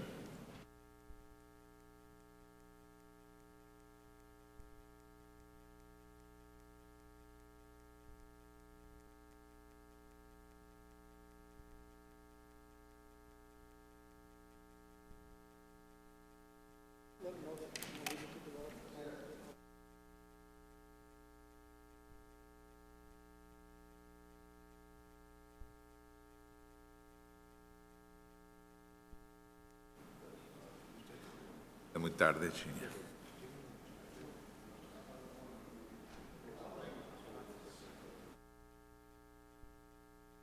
Llevaron todos los alimentos. All right, we're back in open session. Mr. Guerra? Yes, Judge Commissioners, I'm going to ask that we go back to agenda item for precinct 4. Agenda item 22E. Yes, sir. 22E, approval of land acquisition from Gary Jackson, Michael Cromeyer for the Alberta Drain Project, parcels 4 and 5. Move for approval. Second. Those in favor say aye. Aye. Aye, motion carries. Thank you. Hey, Judge Commissioners, if I may then, if we can go back to item 27 under open session. 27A, real estate acquisition appropriation for same, no action. 27B, pending or potential litigation, no action. Item 27C, Greg Abbott, Attorney General of Texas versus Hidalgo County, Texas, and Arturo Guajardo Jr. in his official capacity as Hidalgo County Clerk. Judge Commissioners, there was action taken 2 weeks ago with respect to this particular case to be assigned to Andy Taylor. At this time, what I'm asking, there is a preliminary agreement between the state of Texas on this case versus the county. So at this time, what I'm asking is for the final push to get this settled to be facilitated by Ms. Josie Ramirez's office, and for her to file whatever appropriate documentation needs to be filed for Hidalgo County. And then next week, I will come back to Commissioner's Court with an action item to terminate the letter of engagement. I did not, but I'd like to put something on the record that to rescind that letter of engagement, yes. You need action for that, Valdez? Yes, sir. Move for approval. Second. Those in favor indicate by saying aye. Aye. Aye, motion carries. Item 27D, cause number C 2940-11-D, County of Hidalgo, Texas versus Insurers Indemnity Company versus Total Commitment LLC, Pedro A. and Sylvia L. Gutierrez. Judge Commissioners, I'd like for the Commissioners Court to entertain a motion in settlement of this claim wherein Hidalgo County settled or will recover $55,000 plus dismissal of a counterclaim to Hidalgo County. Approval. Second. Those in favor indicate by saying aye. Aye. Aye, motion carries. 27E, cause number 712-CV-116, Luis Caudillo versus County Sheriff's Department. Proceed as directed, Judge Commissioners. Item 27F, CL 14-0359E, Mary Lou Gomez versus Hidalgo County. Judge Commissioners, I want to put on the record this was a claim that is turned into a suit. I will ask the court to continue to use Ms. Josie Ramirez and have her office file all appropriate documentation in defense and on behalf of Hidalgo County on this claim. Approval. Second. Those in favor say aye. Aye. Aye, motion carries. Item 27G, C-0582-14-E, Cynthia Cantu versus Saria Navarro and County of Hidalgo. Judge Commissioners, this is also this was a claim that turned into a suit. Again, I would ask that this be assigned to Ms. Josie Ramirez's office and her office file all appropriate documentation in defense of Hidalgo County. Approval. Second. Those in favor say aye. Aye. Aye, motion carries. Item 27H, County versus MERS, which is the Mortgage Electronic Registration System. Judge Commissioners, there is a portion of this case that has been disposed of, and I use that word loosely, in that there is still some action that we can pursue with respect to a portion of this case. And so what I'm asking is for the court to consider hiring, and I'll go to the action item for the exemption, but to hire an attorney by the name of Gary Ribschlager out of Houston. And so with that being said, if the court will allow, I'm asking to go back to item 5A1 and 2. 5A1, requesting exemption from competitive bidding requirements under Texas Local Government Code, Section 262024A4, professional service for the provision of legal services representation in connection with litigation. I could have a motion to that effect. Approval. Second. Those in favor say aye. Aye. Aye, motion carries. Item 5A2, requesting engagement with the firm of Mr. Gary Ribschlager for the provision of legal services representation in connection with litigation and authority to submit a letter of engagement as it pertains to a portion of the mortgage electronic registration system suit. What's the name of the firm?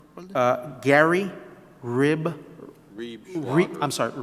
Schlager. RIEBSCHLAGER.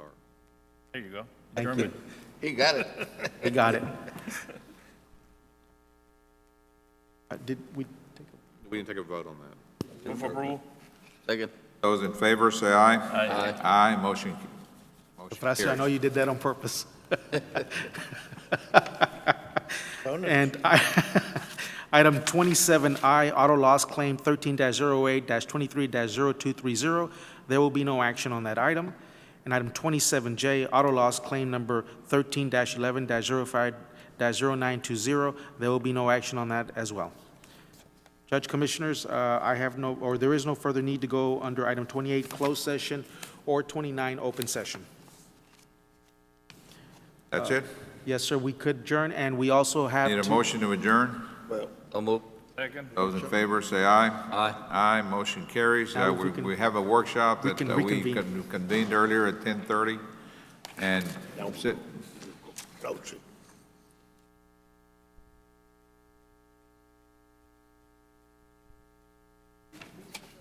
Self-judge, as well as Facilities Management and the Sheriff's Office regarding the development of the capital improvement plan for fiscal years 2014 to 2019.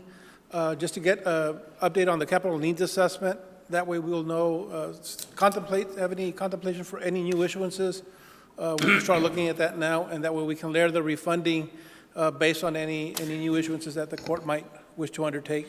But we'll begin the needs assessment process today, and then hopefully we'll be able to have something for the court within the coming weeks, and then we'll have another CIP workshop to discuss the different projects and any potential issuances that the court might make.